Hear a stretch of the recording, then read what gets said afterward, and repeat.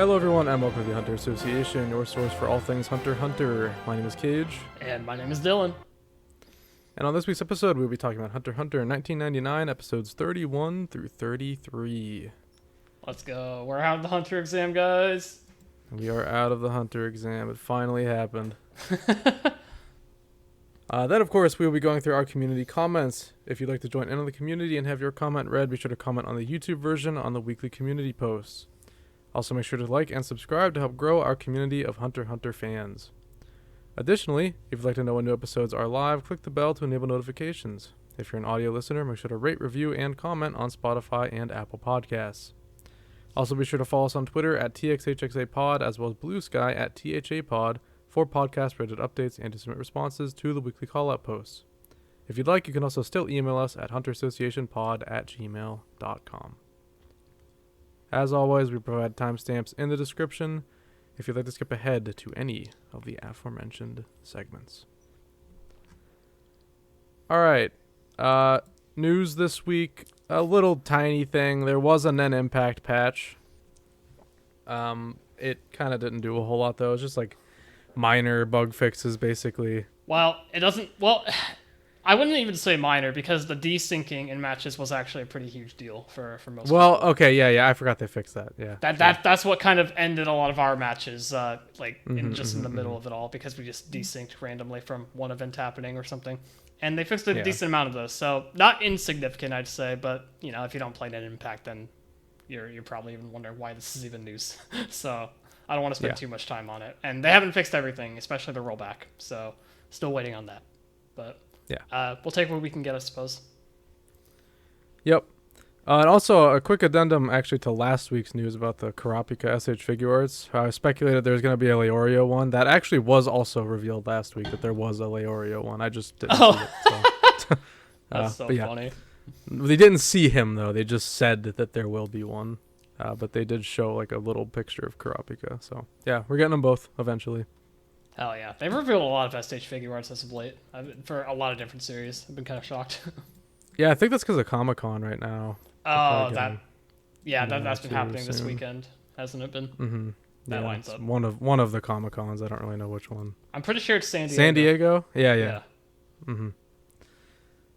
Okay, that's kind of all we have. So let's go ahead and talk about these episodes. Yeah, let's get into it.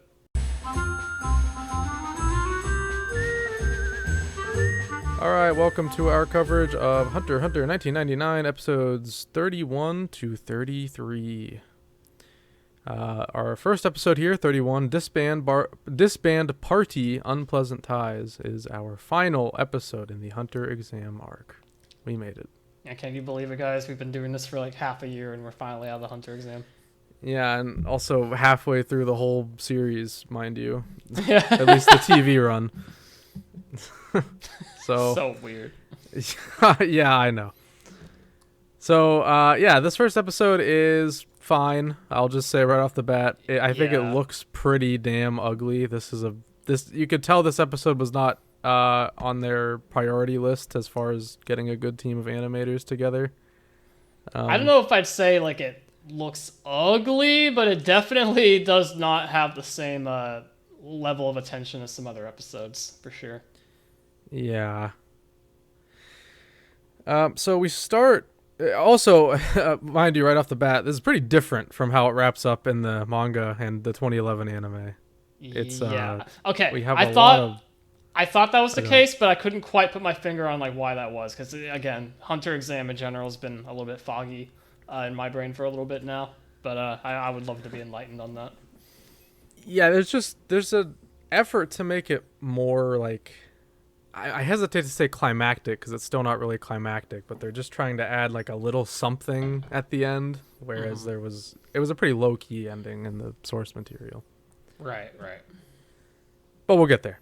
So we start with Hisoka and Ilumi talking, and we do actually see now that Ilumi's arm did break, where last week we talked how his arm did not break, but I guess it did. He just like hit it. I question why they kept this like a secret for like an entire episode. I don't understand the point of that, but it's odd. They're talking about one core thing, and is that like Gon is Hisoka's prey. Do not touch him, or else. That is bad things will happen. That's the running thread through this episode is those two bickering about that. So then we go over to Beans, and I was laughing really hard when this scene first came on because it looks like he is presenting to absolutely nobody in that first shot. There's nobody in the seats. I was like, what is happening? Like, why are we seeing this? Is it just exposition? But then we see another separate shot. Well, actually, it's kind of funny. He's holding up a hunter's license, and then he pulls it away, and then you see Gon is in one singular chair behind where his arm was holding up the card. Definitely intentional of a shot there, but it caught me off guard too at first. Yeah. So yeah, the gist of this scene is just that Gon is absolutely not paying any attention at all to what Beans is saying. He's just focused on getting Killua back, and after just some like a bell rings. I don't even really know why. It's just they're in a school, bell rings. Yeah, that's this period's over. It's time for lunch. And Gon gets up and he's like, all right, class dismissed. Let's go. And then Netero trips him, and he asks him like, I don't even know what the question was. It was just like, what's the? Hold on, where is it? He was like, I'm struggling what it is too. Actually. Yeah, it was just something about like, oh, here it is. What's the most important thing a new hunter needs to be aware of? That's all. Yeah, and Gon's just yeah, any kid that's called on in class while like falling asleep knows the struggle. And so he has no answer for this, but then Gon thinks back to his conversation with Satotes from the previous episode, and he throws out an answer, and that satisfies Netero enough to let him go. They were gonna make him take the whole lecture again from the beginning. Yeah, he was like, sounds like you can do the lecture all over again from the beginning. Yeah, poor kid. Also mixed into this scene, I kind of skipped over it just to get through that, but there's a cool little scene. Well, not cool, just a nice moment with Kurapika, Leorio, and Hanzo, where they're just kind of talking about. Hanzo's inviting them out into town, I think is what it was. Yeah. Right? Yep. Which is cool. It's just nice to see these people interact, because I mean they just went through a life or death scenario together. I'm sure they're, at least the cool ones, are kind of friendly with each other. I thought it was really funny though, because Leorio is like, sorry man, like I don't have any money, like and then Kurapika's just like not interested. Like, yeah. Damn. Okay, man.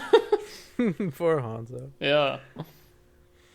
Pokel also walks up and apologizes for his behavior before. How sweet. Yeah.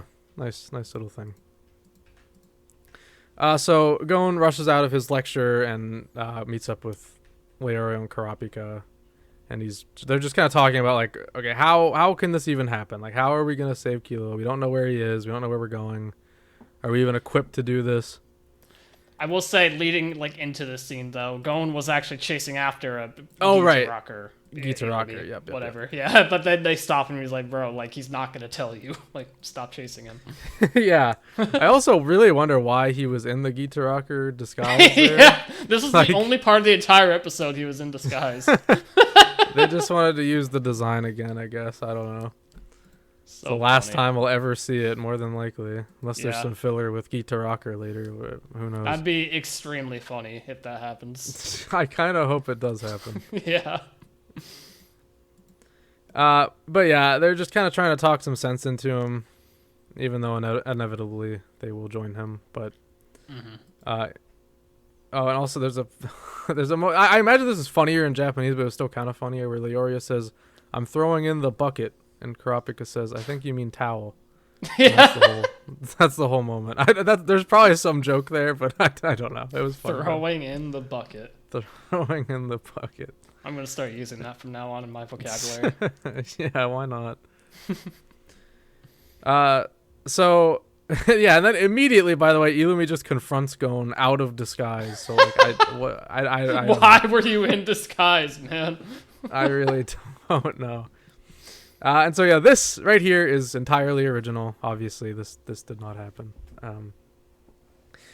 But I don't dislike it. I think there's some interesting things to be said about this scene. Yeah, like I thought this was the most different part from what I remembered. Like I didn't remember this encounter happening at all, right? But yeah, like you said, I don't really mind it that much. I think it's kind of like fitting in a weird way. Yeah, it's not bad at all. It's oh great, my whole thing froze again. But I guess I'll just talk while it's loading. But so, the the importance of this scene, I guess, is to just convey that Elamy is way beyond Gon, like in every capacity. But Gon is just tenacious enough to like leave a lasting impression on Elamy. Yeah. Which is cool. I do like. There's a little moment here at the beginning, which now that I can actually move the player around, he says that we both have broken arms, so like this should be fair enough, right? Mm-hmm. Which is absolutely not true, given what we know about Elamy. But I like that. That's just a very Elamy thing to say. That just absolutely sounds like something he would say. Yeah, he says that while his arm is like not in a sling at all compared to Gon's. Yeah, I can move it around freely, so totally fair. Yeah. So yeah, Gon tries to like charge at Elamy, but you know, this is not gonna go anywhere. Elamy just completely like no sweats this whole thing. He backs up. He throws his little pins and needles at him. Mm-hmm. And this should sound more exciting, like as you know we're describing this, but like truthfully, this is the worst like animated like fight in a while. I know.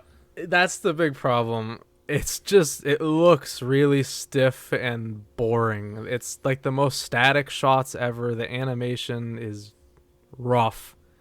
Yeah. And I honestly, even the character designs just feel like off model. They don't look quite right. Well, I think it doesn't help that again, like everything just feels stiff about this fight. The choreography, the actual like direction of the fight in general, it feels very just like. I sort of want to say PowerPointy because like there is like motion happening, but it's not interesting motion. No, yeah, the choreography is a big part of this. There is like the way it ends is sort of interesting. How he's kind of swinging around on the fishing rod, and he blocks the sun for a moment, and then unblocks it, so it just blinds Elamy for a moment, and that lets him kick him in the head. Yeah, it just shows like it's a. Yeah, a little bit of like resourceful Tarzan stuff from Gon, which I like. My thing is though, like even with that like scene being kind of cool, I really hate that as soon as he kicks him in the back of the head, it just like freezes and fades to white. Yeah, it looks awful. It looks so bad. And then we just go to the eye catch, and yeah, it was just so anticlimactic. Like, why did we have to like that was the most like I can't even believe that hit. Or, like, I can't believe the impact of the hit when it does that immediately. Granted, as soon as we get back from the eye catch, they do it all over again, and it looks more normal. But I don't understand the direction of that. If you were going to do that, why not just, like, go to eye catch, like, mid-swing before he even hits him? You know? It feels like some kind of oversight with storyboarding. Like, they just didn't really account for the eye catch, so they just shoehorned in a moment to add it in. And yeah, maybe that's telling of the production of this episode then, because it just feels off. It just feels really off. It really, really does. They did not put much effort into this episode. So yeah, after that exchange, Elamy is bleeding from the mouth, and I had problems with this because, come on, man. Like, why? Yeah. It's a small amount of blood, granted. Like, but still, this would not happen, bro. And I'm no power scaler, but like, come on now. We got to be real with ourselves. But regardless, the point has been made. Elamy's like, you know what? This kid's kind of neat. But he's still talking shit. Like he does not think Killua should have friends. I almost said kids. Yeah, Killua should not have kids. I mean, he probably wouldn't let him have kids either. That's true. He's very controlling. And he gets serious for a sec. He like really thinks like maybe I should just wipe this kid out. He will not be a problem for Killua anymore, and I can just make Killua my plaything forever. Yeah, I like the line that he said. He was like, "I'll just tell Kill that his former friend is no longer with us." Mm-hmm. Something like that. Yeah. But, obviously, that doesn't happen because immediately after this, we see like Hisoka like in the shadows in the background with his card out, and Ilumi just stops in his tracks completely. I kind of like that. I did like that a lot. I like that Hisoka had the card out. This is what sets it apart from the scene like that we saw earlier in the tournament itself, where he does basically the same thing. This time, it shows that he is dead serious. Like he will kill Ilumi right now and here. Yeah. That moment just I don't know. Yeah, I like showcasing like Hisoka and Ilumi's relationship is like not at all like a friendly one. Like it's purely business, and this shot is representative of that. Yeah, and even there's a cool line that Ilumi says internally after he sees Hisoka, where he says, "Oh, he doesn't trust me," which I think is a really good insight into Ilumi here, because that tells us. Obviously not, it doesn't tell Hisoka, but it tells us that Ilumi probably wasn't actually going to kill Gon here regardless. But it's showing, it just shows their relationship more, because Hisoka is not taking any chances. Even if there's a small chance that Ilumi is just playing around here, he's not going to let him take the chance. He's going to end it here because he does not want Gon to die. Yeah, that's his prey, in his own words. Exactly, yeah. So, cool little moment there. I like that, even though it is essentially the same thing we saw in the tournament, but I still think it was cool. It's taking the subtlety of that storytelling and just upping it by like a tiny notch, just like incrementally adjusting it, and I appreciate it for what it is there. Yeah, yep, it was pretty neat. So yeah, then Ilumi is like, all right, we're done here. I'll even tell you the location. It's Kukuroo Mountain. And Gon's like, well, why would you tell me that? And he's like, oh, I mean, it's not really a secret. it's he gave three different reasons, actually. He was like... Yeah, he did. Yeah. He was like, one, like, it's not really a secret to any of the locals there. Like, we exist there. They know. And then, what was the other two? Since, like, he didn't think he'd be able to get into, like, the mansion in the first place, even if he does find it, for obvious reasons. Said they're just in entirely different worlds, as he says later on. And then he said, finally, I felt sorry for them back there watching over you. And then it pans to Karapika and Leorio, also stanced up, ready to fight. Yeah. Everyone was ready to dogpile in on this. Yeah, I know. Would have been so over for him. Well, I mean, not that Leorio and Karapika really would have done much, but no, I think a 1-on-3 is still Ilumi favored, unfortunately. So yeah, now that they have that information, which I mean really doesn't help them at all. And by the way, in case you forgot, in the source material, they literally just get this information from the computer here that they're about to do. Like they intuit that, like, okay, hey, we have access to this like hunter database. Let's just go find out everything we need. They don't talk to Ilumi at all. Yeah. But instead they get one part of it from Ilumi, which ultimately adds absolutely nothing. But no, it happened. But I do think there is some value in having that like Gon Ilumi encounter, since it's not something we even really get in the source material in the first place. So I just think it's kind of interesting that they have something like this in this adaptation. Yeah. This is also where I want to mention this brain. What? Brain. What is this? Your guess is as good as mine.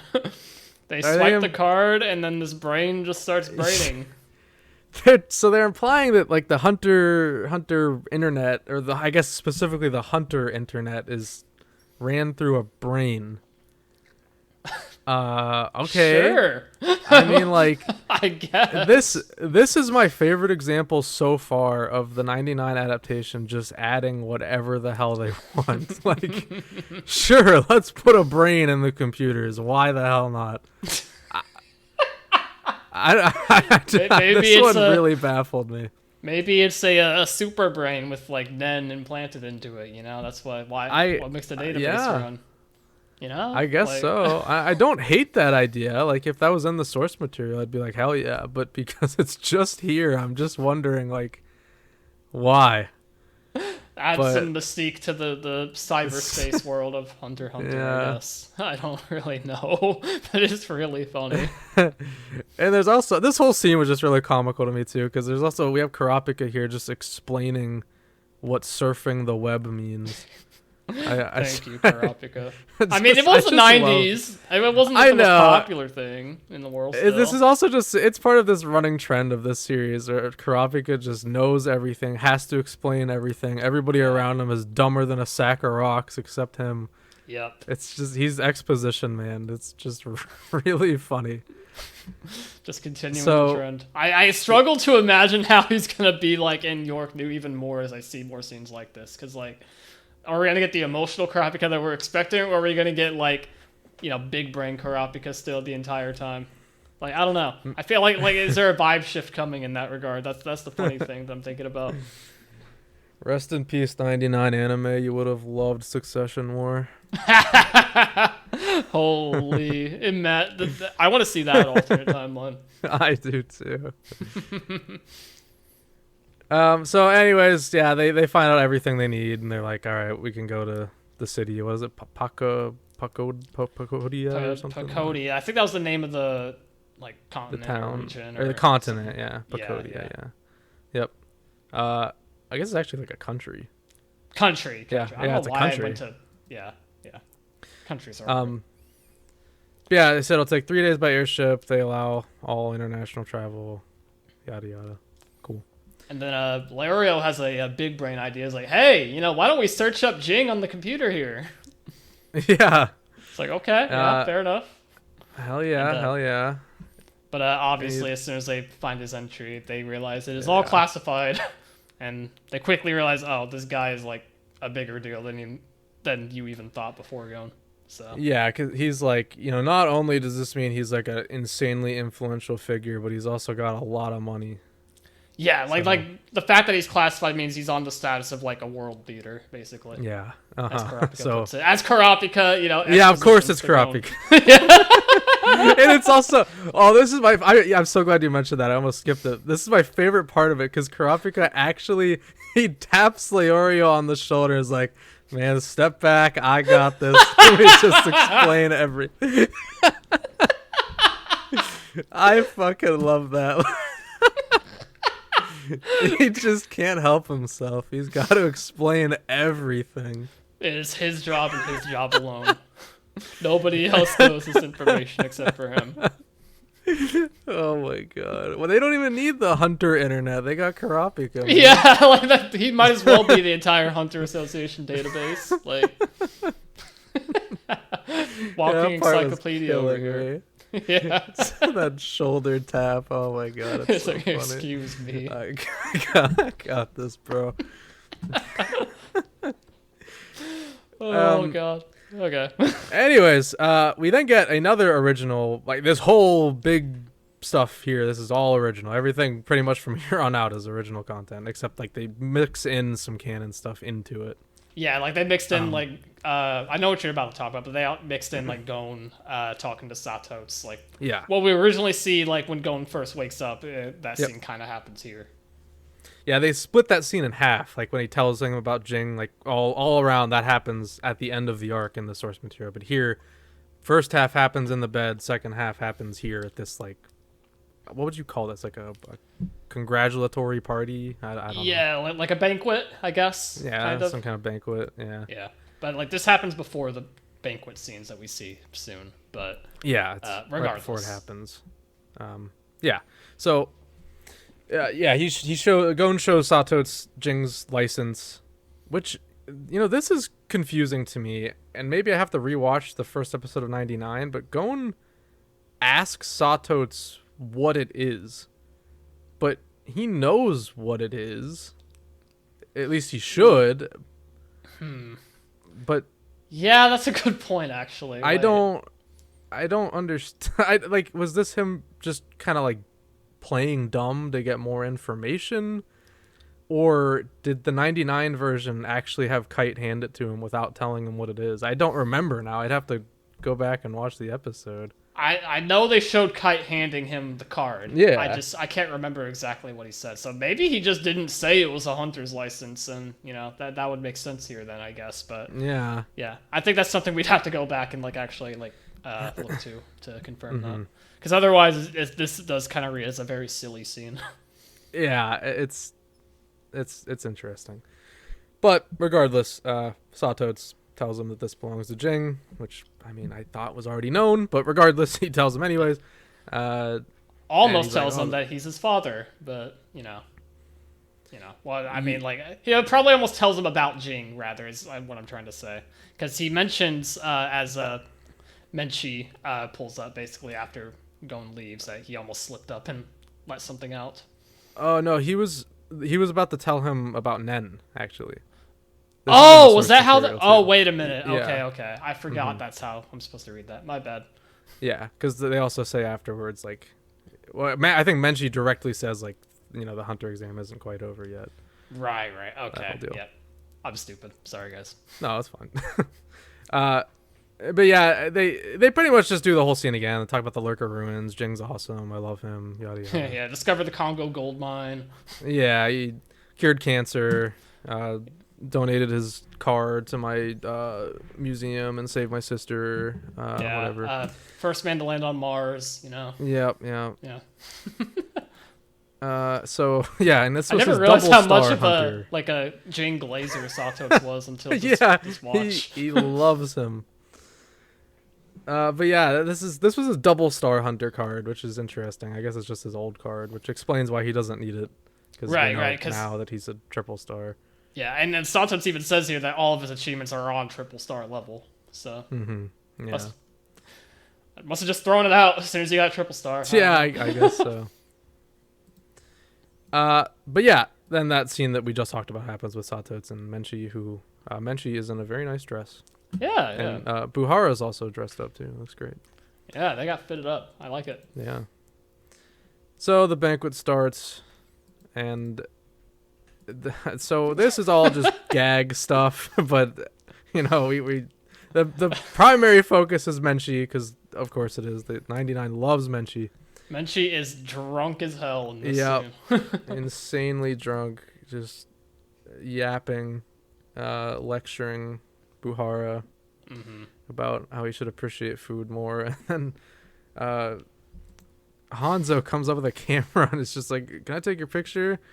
At first she's like, "Hell no, man, I'm gonna kill you," pulls her knives out.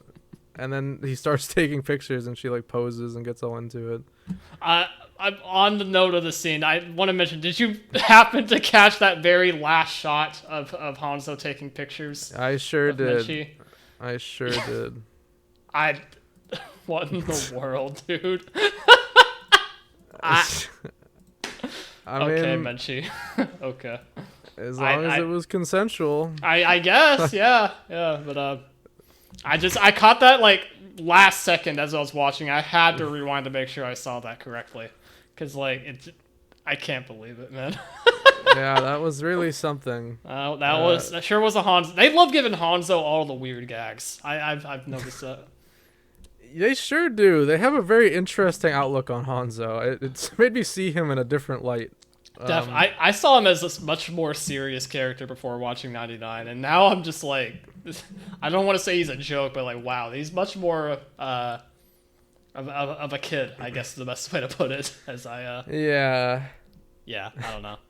99 has changed my perspective on him. Yeah. I don't know for the better. No, I don't think for the better. But yeah, the rest of the scene, it's just kind of general talking about like what they're gonna do after this.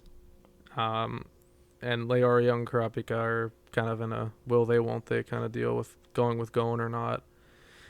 Which, again, this is also kind of an original conflict. It was pretty much outright stated from the beginning that they were going with him in the source material, but whatever. Although they did mention explicitly in this convo with Poco that like Leorio's like, yeah, no, I'm gonna go to med school, I'm gonna go study, and then Kurapika's I'm gonna go get a job and become a blacklist hunter.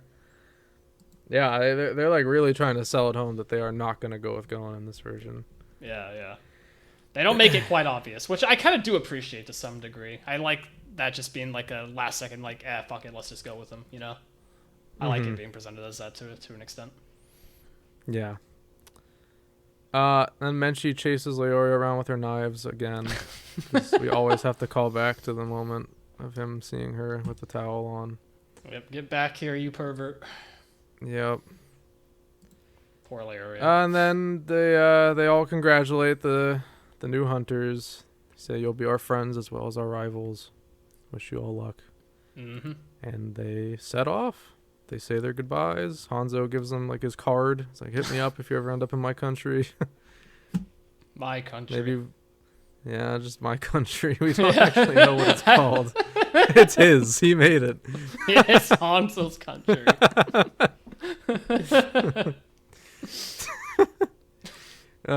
So yeah, they all leave, and it's seeming like, Gon and Gon, Leorio, and Kurapika are gonna disband as well.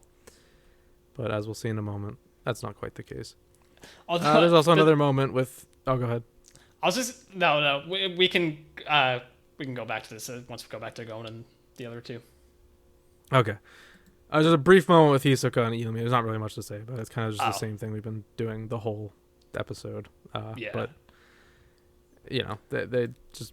He's literally just talking about Gon and how he wants him to be his prey, and Ilumi's like, well, he's probably not even gonna live this anyways, so I guess I'm good. Yeah, he's chilling for sure. Yeah. But going back to Gon, Kurapika, and Leorio, this scene was really funny to me initially at the beginning of it, because Gon is like, well, I'm gonna go, get to my ship. Like, I was about to leave. Thank you guys so much. I'm really glad I met you. It was supposed to be like really heartfelt from Gon, and Leorio and Kurapika are the most stone-faced individuals of all time as he is running away. And they say nothing and walk away. You can read that as them trying to be like convicted and like, with like their paths or whatever, until they realize last second, like, okay, let's just go with them. But like, it just reads as if they do not give a shit at all about this kid. Yeah, it really does. It was that I knew where it was going, obviously, but in that moment I was like, what are we doing here? Yeah. But yeah, they realize, okay, we both want to go with him, so they run back and reunite, and yeah, they board the airship together, and they are on their way to Kukuroo Mountain. They sure are. And that's the end of that episode. It is a okay one, I suppose. It was okay is like the correct word here, I think. Yeah. There was some interesting stuff about it. Some funny stuff about it, whether it's, in an ironic way or not.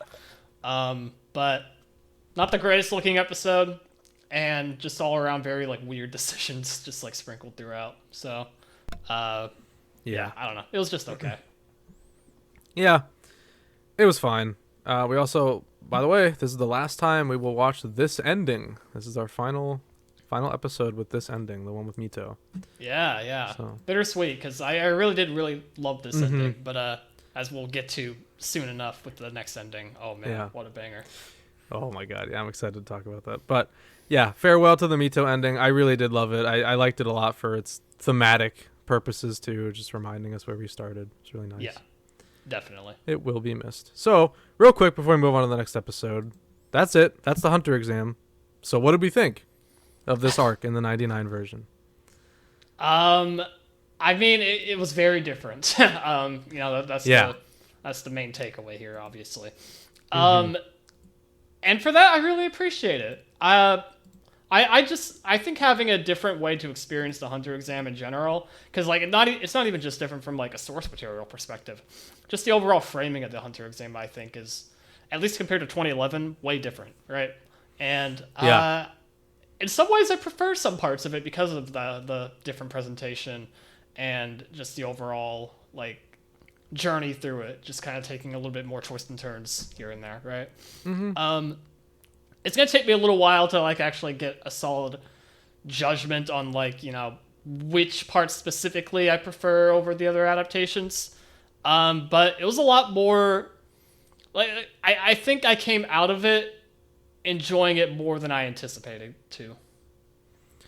Yeah, I'm pretty much with you. I think, obviously there's a lot of padding, and I don't like everything that they added, but the good stuff is really damn good, and I just appreciate that this exists. I like that there is a weird, new, different way to experience this arc.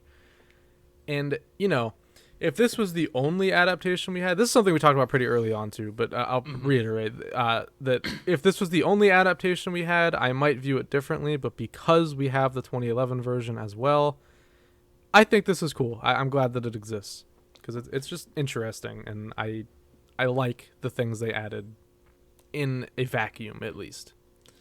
Yeah, and then that's the thing too. Like, even if you don't read the manga or watch 2011, I think it stands on its own 2 feet incredibly well in that regard. So, I mean, yeah, there's something here for everybody in this arc, I think, and that's something I can always appreciate. Yeah, absolutely. Yeah, so overall, I think we both had a pretty good time with this arc. But we are both definitely ready to move on because... Yeah, I was about to say, that if there's one con I could give immediately about it, is that it just lasted too long, I think. Far too long. Yeah, this is ridiculous. 2011 did it right with the pacing of that arc, but that's neither here or there now, I guess, now that we're out of it. Yeah. So, we now move into the Zoldyck family arc, which, as we all know, is a pretty short one. I'm pretty sure we will finish the whole arc next batch. Yeah, that tracks, I think. So, we'll see. Yeah, so starting off, though, we have 2 episodes to talk about. First up is episode 32. Yes. Which is called something. Do you have the title? It is called Sightseeing Landmark Killua's House. Killua's house. Just Killua's house, nobody else's. Yeah, nobody else's. All right, so we have the debut of a new character here, Red Kurapika. What do we think? Dude, that caught me off guard so much. I was like, why is he wearing a different color? Yeah, I was stunned. I have never seen this in my life, and I'm really surprised I haven't. Yeah, this is a whole ass new fit. And it's so funny to me because Lario and Gon didn't change at all either. Yeah, their outfits. What the hell?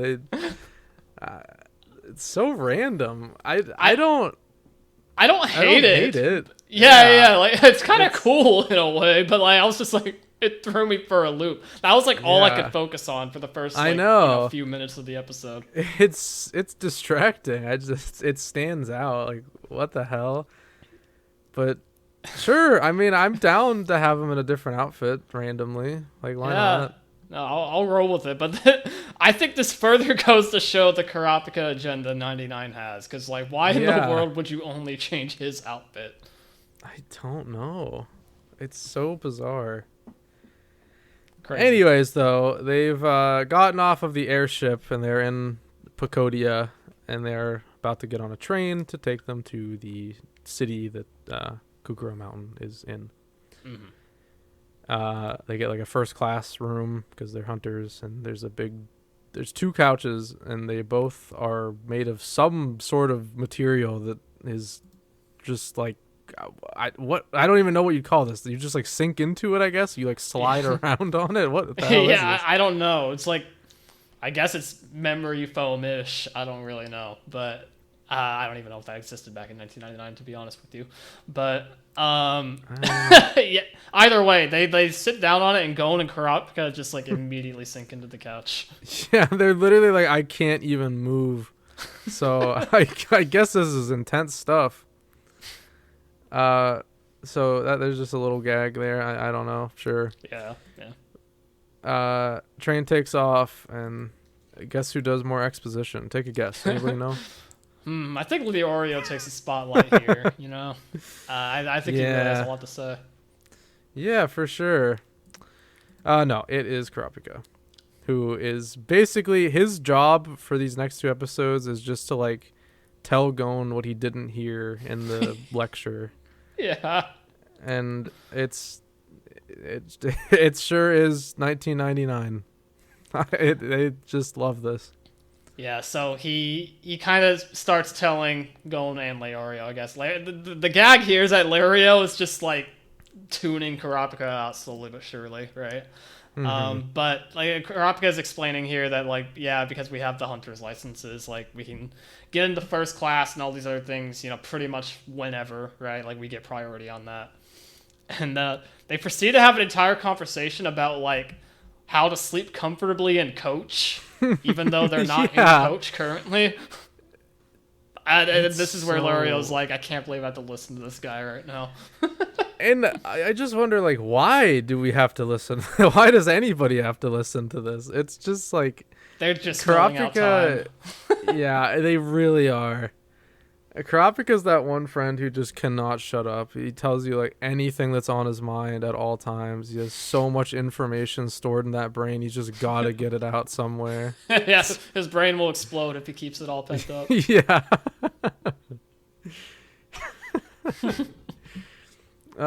So yeah, they're on their way. This whole train thing is just complete filler. Absolutely nothing added to the story at all. It's just they have an entire scene afterwards too, where like Gon is brushing his teeth, and then like he accidentally gets toothpaste on Lorio's tie. It's like, okay, I mean, sure, it's mildly funny, but holy hell, guys, let's just get on with it. But also, like, how much of like a spitter is Gon if he's like getting toothpaste all over his suit while talking? It was that was a ridiculous amount of, like, he would have had to like wipe his mouth on it. Yeah. I don't know how you spit that much.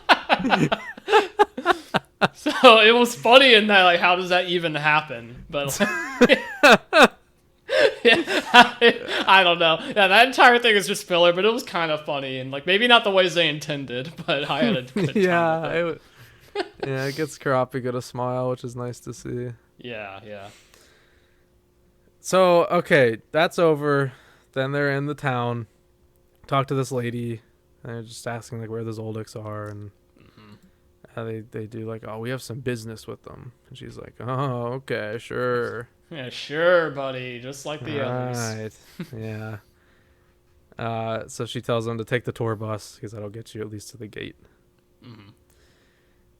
So they get on the tour bus, and there we meet Coco, everybody's favorite. Let's go, Coco! Woo! Yeah. You know how you love her, it's Coco. She does have a lovely voice in this adaptation. She very much does, yeah. So yeah, she's doing her thing, and then these two guys in the back who look really powerful and strong. And yeah, they got something up their sleeve, Dylan. Definitely gonna be conflict for the entire rest of this arc. Dude, I think this is the main villain. Yeah, you think so? Just a theory for now, but we'll see where it goes. Yeah, the big dude especially looks really threatening. But, yeah. So they're talking big shit. They're like, yeah, Zoldyck family, what a joke. They're the most obvious like bad guys in the world. like the dude, as soon as he's asked like how long it'll take to get to the gates, and Coco's like, yeah, about like 2 hours. The big dude, I can't even bother to remember their names if they were even said. I don't even think they were said. Yeah, but the big dude's like, oh, 2 hours. Hey, should we tell her to slam on the gas? And he's like, nah, man. Like, mountain's not going anywhere. We'll be okay. Yeah, so badass. Yeah. And yeah, the gang going in them are like, oh, okay, so they're gonna try to like kill them or something, and that lady thought we were trying to do the same thing. Immediately clocked them. Yeah. So they get to Kukuroo Mountain, and obviously some exposition along the way about stuff we already knew, but from Coco though, not Karapika. Yes, now from Coco, yeah. So that's better. She just says that they're a family of assassins. And I'm sure Karapika like wrote this information down, and he's ready to say it again later. Yeah. Including like what the Zoldyck family consists of, like every single family member that Coco somehow knows, by the way. I thought that was kind of funny. Yeah, I guess it's just public knowledge. I mean, I guess, yeah. But like, yeah, what does she say? Hold on. I have it up right here. Zoldyck family consists of the great-grandfather, one set of grandparents, the parents, and 5 children. Yeah, so there they all are. And we know them all. Did her research. Maha mentioned already. Maha is mentioned, guys, already. Not by name, but referenced. Yeah.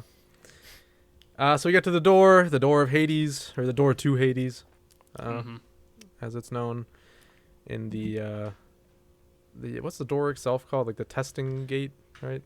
Testing gate, I think. Yeah. Yeah. So Gon asks Coco how we get inside, just very bluntly, and she's like, well, I mean, did you not hear anything I just said? You cannot do that. That's not possible.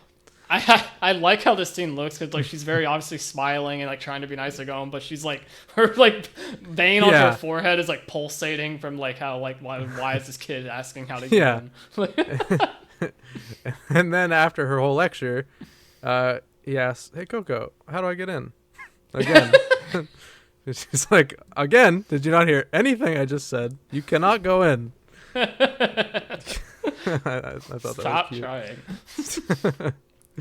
Trying. She also explains like the whole mountain is like their backyard basically, or their front yard rather. They own like everything here, which is incomprehensible to everybody there because holy shit, that's a lot of land. That's a lot of land. Yeah, they own an entire mountain basically. Basically, yeah. So yeah, they're trying to, or she's trying to talk some sense into Gon when the dudes, who the main villains, who I'm suspecting, they walk up to the gate with dynamite. So that's pretty intense. Yeah, with weapons in hand too, and I gotta say the smaller dude threw me for a loop because like I swear to God that weapon he's carrying looks exactly like Toji's from JJK. Does it? Yeah, it had like little like feathering like around like the hilt of the sword. Like I was like, what the hell is that actually? I can't remember what the weapon's called now off the top of my head. Yeah, I don't know what that's called. I was like this dude's just Toji. Yeah, he's Toji. Yeah, except Toji would last much longer. Then. What do you mean? These guys, this is the main villain. Sorry guys, I don't mean to spoil. So yeah, they try to blow up the gate, and obviously it does absolutely nothing. But the whole crowd runs away, and then they come back, and the guys come back as well, and they're like, "Damn, that's stronger than I thought." So they go and bother the gatekeeper, who we will later know as Zebro, my guy. Love Zebra. Yeah, that's my guy. So they shake him down. They're like, "Bro, you get us in there. Shut up. Open the gate. We're so cool." And then the keys drop. Yep. So they toss him to the side, grab their keys, and they go through the smaller door, as Zebra tells them, "I wouldn't do that if I were you." Don't say I didn't warn you. Yep. And they walk in. Our heroes, our knights in shining armor, walk right in. And they do not come back out. We almost immediately hear screaming from the other side of the door. And I want to mention that one of the screams sounded almost exactly like the Yoda death scream from Lego Star Wars. And that had me laughing really hard.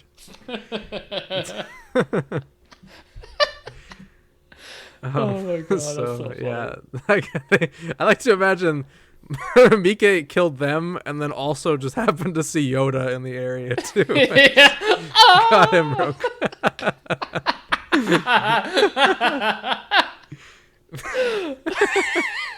Okay. That's funny. Okay, so yeah, Mike, the big dog is Mike, we find out, by the way. But he just like he picks their bodies up, their skeletons, and like hands them out through the door, which is funny. I don't know how he can move. He's a dog still. I don't know how he can do that motion, but it's very funny. It's a very well-trained dog. Yeah.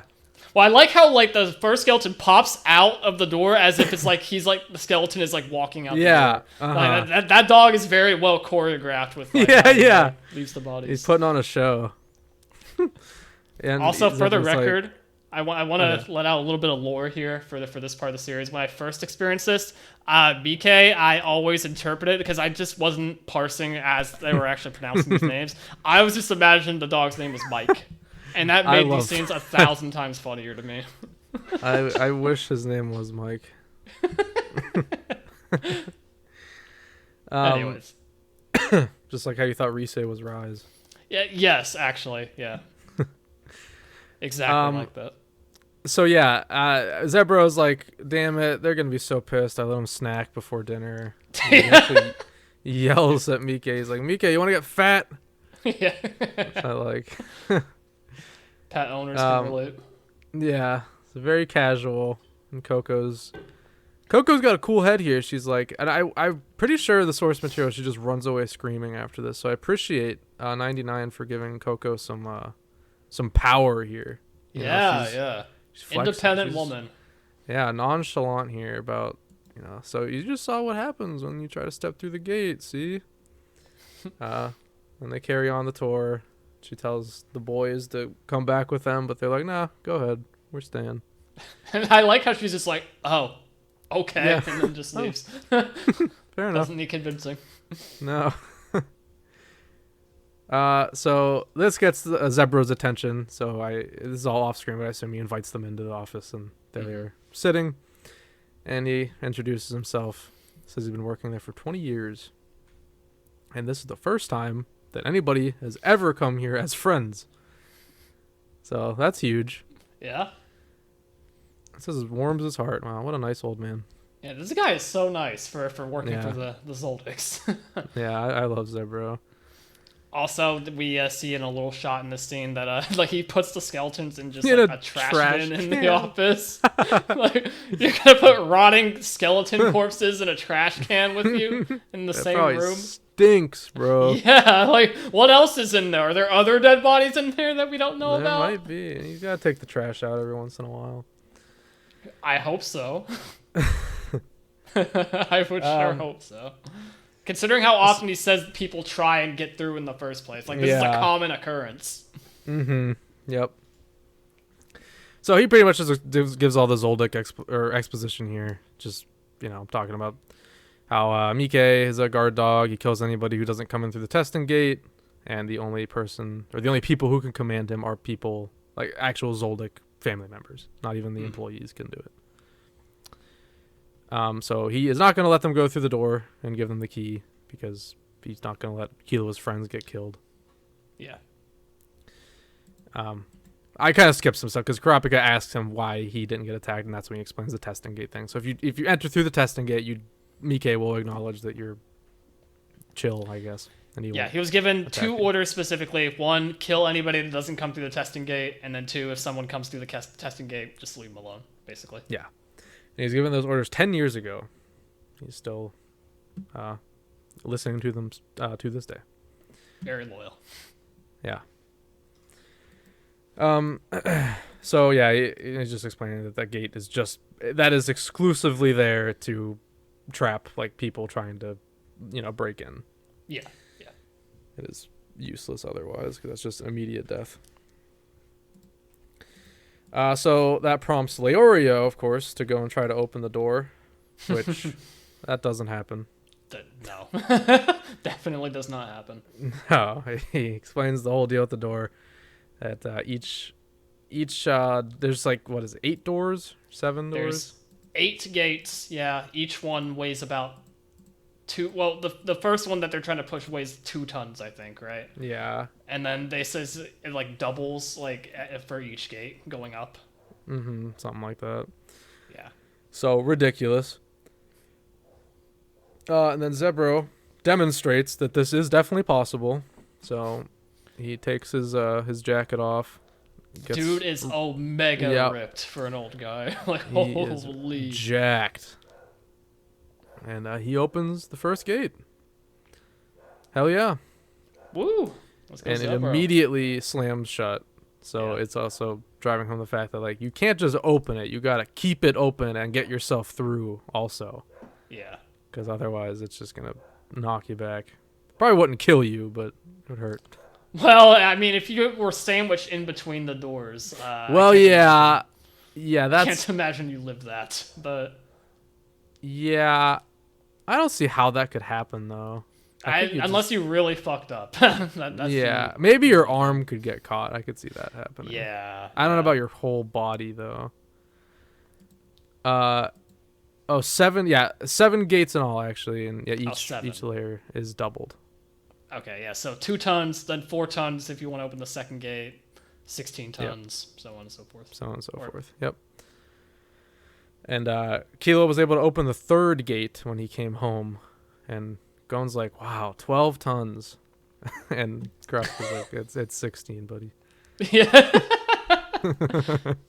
I like that moment. Kurapika has to interject and throw in his math knowledge. That's right, yeah. What the hell? Had to be Kurapika.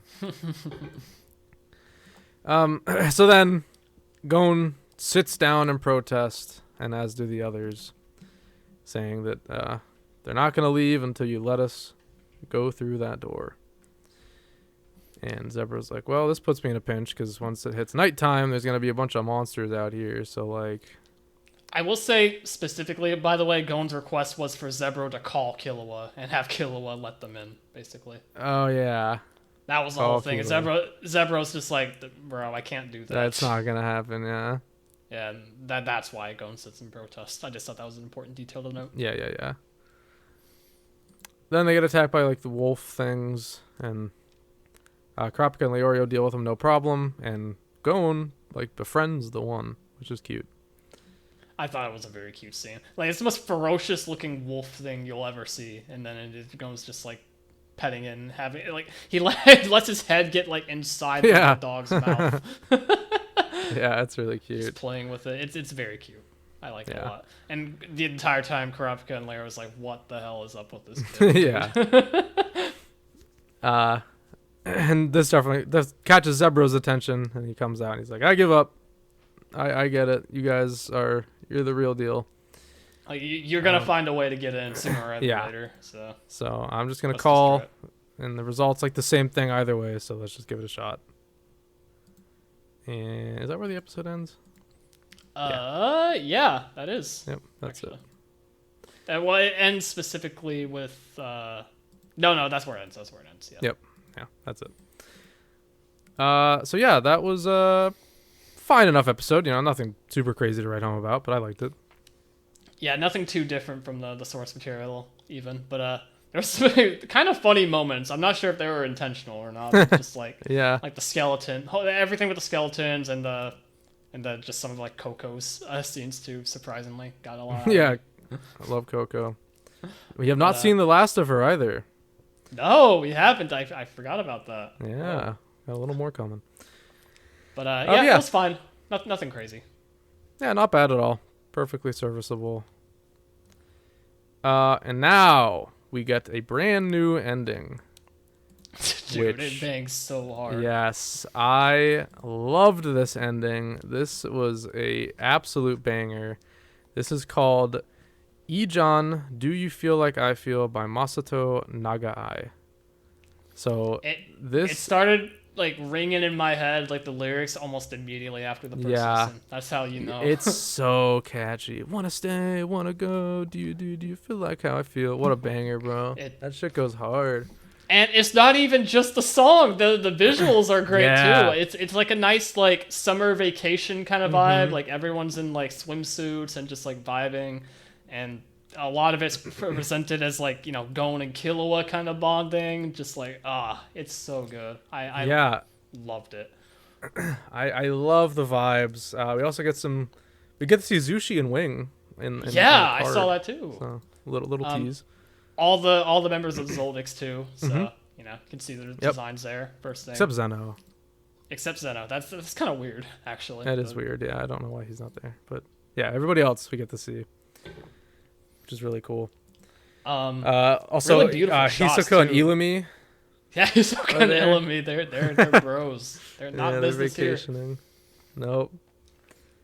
Dude, the shot of the sunset on like the ocean, holy. Like, it's beautiful. Yeah, it's legit beautiful. So much so, like this entire thing could have been like an opening, like and I wouldn't have batted an eye at it. It could have been.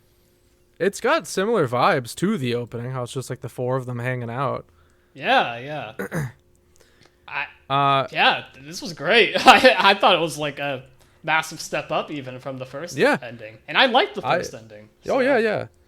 This was fantastic. So yeah, this is great. I'm happy to listen to this for how long do we have this for? Let me see here. The third ending will start on roughly somewhere in the 52 to 54 range, so that's pretty far away. Oh yeah, we got a good while with this then. I'm excited. Yeah.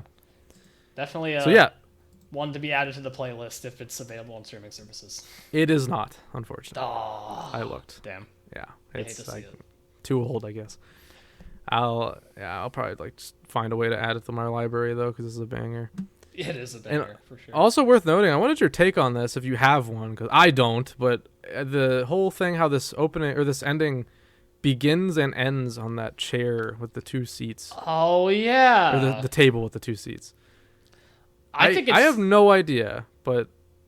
Because at first, I don't know if you're referencing this specifically or not, but like how the song kind of fades out and goes like into like the scene with the chair and kind of just like, you can only hear the ocean waves. Mm-hmm, I think that's really unique, honestly. That's not really something I see out of many anime EDs. So I kind of really like it for that. Like, I don't know, it's just very unique.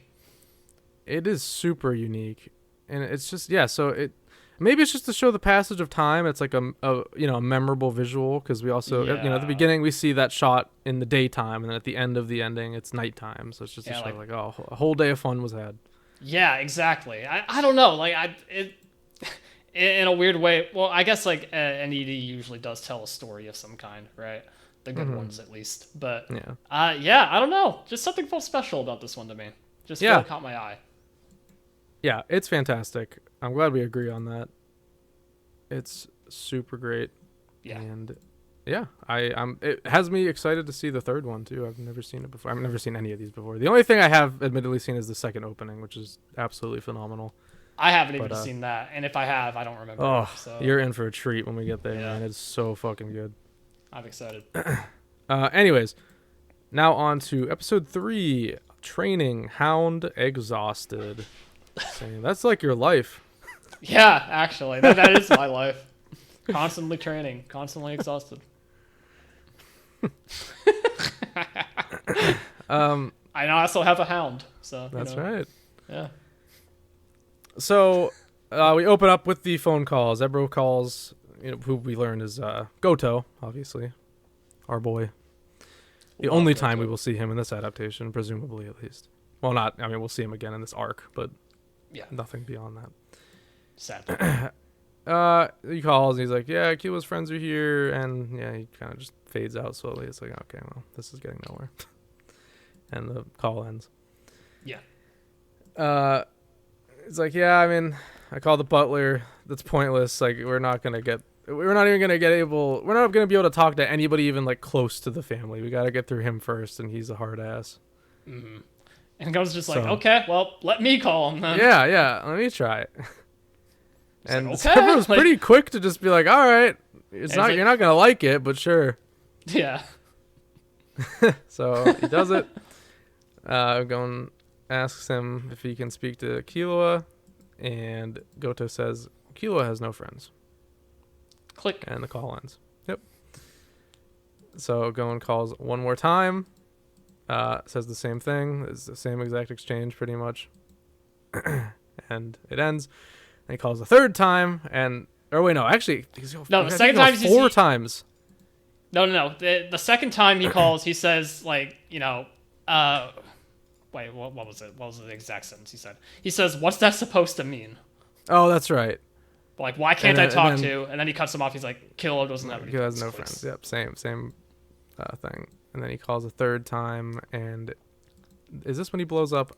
Yeah, he doesn't even get to finish the whole you've reached the butler place before Gon explodes on him. So how do you know that he doesn't have any friends? Hell yeah. Yeah, let me talk to Killua right now. Like, give it to me. So this definitely catches his attention. He's like, so you said your name was Gon? Yep. And then Goto goes on this whole thing where it's like, it's really easy to fake a voice. You could be somebody pretending to be this Gon so you can get into the house. Yeah, there could be somebody using you in order to get close to the family. Like, yeah. A million ways that this could be done. So. And proves that to him by basically playing back what Gon said in his own voice over the phone. Yep. So. Yeah, so he's very skeptical, to say the least. He said his job is to make sure those enemies don't even get near Killua or the family, so as long as they pose even the slightest threat, they'll have to leave. Then hangs up. Yep. And Gon gets pissed off and slams the phone. And now he's resolved to climb the gate. That's his big idea. He's gonna climb that sucker. The fishing rod did reach to the very top. It sure did. That is a long ass fishing rod. Wow. I don't know what you need that much length for, but Beats right on. So basically, this is well, actually, okay. All it is him just being pissed off about this. They're trying to talk him out of it, and then Zebro comes out and he's like, "Okay, I'll just go in with you," because Michael. Wow, I said Mike. How about that? Michael. Yes. Yeah, Michael. Yeah, I said Mike. It was Mike Will, but you know what, Michael. Our boy Michael. Michael. Michael will not attack us if I'm with you because I open the gate normally. Yada yada. And he's like, I mean, like, no matter what I do here, you're gonna like get over there and you're gonna die, and then I could never let myself live it down because I let Kilo's friends die. So I might as well just go in with you. And then, one of my favorite early going moments here is him realizing, like, okay, let me stop. I'm putting you in danger. Sorry. Let's think about this some more. We love little character moments like that. Yeah. It's so sweet. He realizes that he's being very selfish and he should take a step back. If only he had that kind of sense of self later in the series. Well, yeah. Neither here or there. No. So, Zebro remembers the moment where he tamed the dog, or befriended the dog. And he's like, you want to meet Michael? He's like, I'll open the door so you can see him. So he does that in a much less well-animated scene of him opening the door, I will add. But, he does it. I guess they didn't want to do that again. Fair enough, I guess. Yeah. Muscles were like bulging and pulsating in that scene. So yeah, we didn't really talk about how good that scene looked. Honestly. Yeah, it looked great. It looked great. Yeah. And then we meet Michael himself. He appears from the shadows, and he's just a little guy. The darker lighting of 99 really accentuates this scene, I think, quite a bit. Yeah, I think it works here. I mean, in 2011 it was daytime in this moment, and I would imagine it was probably daytime in the manga too, because that whole scene of them waiting till night didn't happen. So, right. But 99 just loves nighttime so much they had to find any reason to make it nighttime. So sure, they did it. I definitely think it works here though. Kind of makes him look like a creature of the night almost, right? Like something very like you don't want to encounter this dude on bad terms. Yeah, I really like how Mike looks here. It looks pretty damn sick.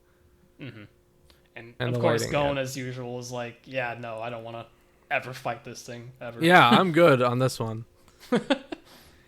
Animal boy himself doesn't want to fight an animal. Yeah. So, he takes the boys to the gatekeeper's, like, cabin, like, living quarters, where they meet Sequant, who's another goat. Love Sequant. Underrated.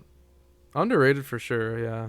He was a character I really latched onto in my 2011 rewatch last year. Or was that this year? I think that was earlier this year. I can't remember when you started it, so I can't either. But whatever. Whenever that was. So yeah, they're like, all right, you can stay here for a bit. And Sequant's like, okay, but I mean, it's not gonna be easy. And they're like, well, what does that mean? And Zebra's like, just open this door. And they can't even do that at all. None of them can. Leorio does, but like it immediately. He opens it, but then it slams back on him. And then we cut away. So maybe he did do it like again after that. I guess we don't really know. Yeah, we don't really know. I guess, but Leorio would have done it if he didn't. Yeah. If he realized that it was exactly like the testing gate. And then they put on slippers, and I don't. Oh, okay. I get how they. You know what? I actually understand how they tripped. At first, I didn't get it. But I think so. Imagine. Slippers are. Yeah, they're weighted. So like, if you imagine you slip into something, you try to step, and you're not expecting it to weigh that much, you probably would fall over. Yeah. In my head, when I first watched that, yeah, I could not comprehend that when I first saw it, but it clicked with me now. I was like, how the hell did they possibly trip? That makes no sense. But now I'm like, oh yeah, duh. Yeah, because like imagine that it's so heavy that your foot Yeah. can't even lift it. So like yeah, you just kind of Yeah. your foot's Right. leaving the ground. You're expecting something to support it or move forward, and you can't. Mhm. So Yep. yeah, I thought that was funny though. Yeah. And so this is a running gag also through like the whole episode. Next is a cup that he hands Leorio, which he actually can hold up. He didn't drop it. Yeah, all of them could. So Yeah, that's something. good on them. They Yeah, were that's struggling. a good start. That's when it comes to light that they are hunters, and that catches Sequan's attention. He's like, "Yeah, big deal. Hunter's license doesn't mean much." So obviously implying some kind of history there, which we'll get to shortly. And yeah, he's just saying like, I mean, yeah, you guys call yourselves hunters, but you didn't even like open a single gate in the testing gate. What kind of business is that? Like, there's no way you guys even stand a chance here. What are you doing? Just go home. Yeah. And Leorio, my man, is like, okay, well, if I open that gate, will you take that back? Yes, dude. Hell yeah, that's my Love boy. to see that. Yeah. So now they all have resolve and drive to open that gate. And Zebro's like, hell yeah. So this is all, Zebro probably foresaw all of this happening, which is why he trusted them to do this in the first place. This is all going exactly according to his plans. Yeah, and so according to his plan, he basically brings up the idea of like, okay, well, why don't you, train here for a little while, just or stay here for a little while, by proxy, you're training your strength. Yeah. So, which I've always loved this concept, and like you can say that it was just like kind of brushed off, like this happened so fast and it's over, but I like that it's not a big training arc of this. I like that it's just we get this concept, we can understand how this will make them stronger, and we just move on. You don't gotta see the whole thing. It's a strong enough concept for training that anybody can understand how this would make somebody stronger. To the point where I would want to try this, honestly. It sounds fun, just like doing daily tasks, but everything just weighs so much more. It sounds like an interesting method. they do make like little things you can like. It's like weights that you can wrap around your wrists and like your ankles and stuff. Oh yeah, so, like Rock Lee. Yeah. So if you really want to try it, you could look into that. I could. I'll do the Rock Lee exercises. There you go. It's exactly like that, basically. I'll drop the weights and I'll blow everybody's mind. Yeah. So funny. So yeah, now we have just kind of montage stuff, just some little moments like they're trying to clean, but the brooms weigh like 1,000,000 pounds. Mop bucket, the mop and the bucket also weigh a lot. They put all the weights on them, like I was just describing actually. Yep. They wear the weights too. So on top of that, yeah, everything is weighted. Everything they do. Also, of note, Gon is still in a sling out throughout all of this. He sure is. So, he sure is. That says a lot about him there. Yeah, he's grinding. Then there's just a random moment where Leorio shits his pants, I'm pretty sure. So that's awesome. Cool. Yeah, he's at number 2 and then just stumbles. It just falls over and I guess shits his pants. I don't know. He didn't have to put the slippers on. He really didn't. They told him like you don't have to wear any weights when sleeping, man. Well, he's just that exhausted. I guess so. Sorry, man. So yeah, that happens, and we also then get Zebra and Sequant talking, which is a pretty cool scene. Yeah. Like, because Sequant's just like, why are you even doing this? Like, what is the point of all this? And Zebra's like, well, I mean, this kid came here to visit Kiowa because they're friends. Mm-hmm.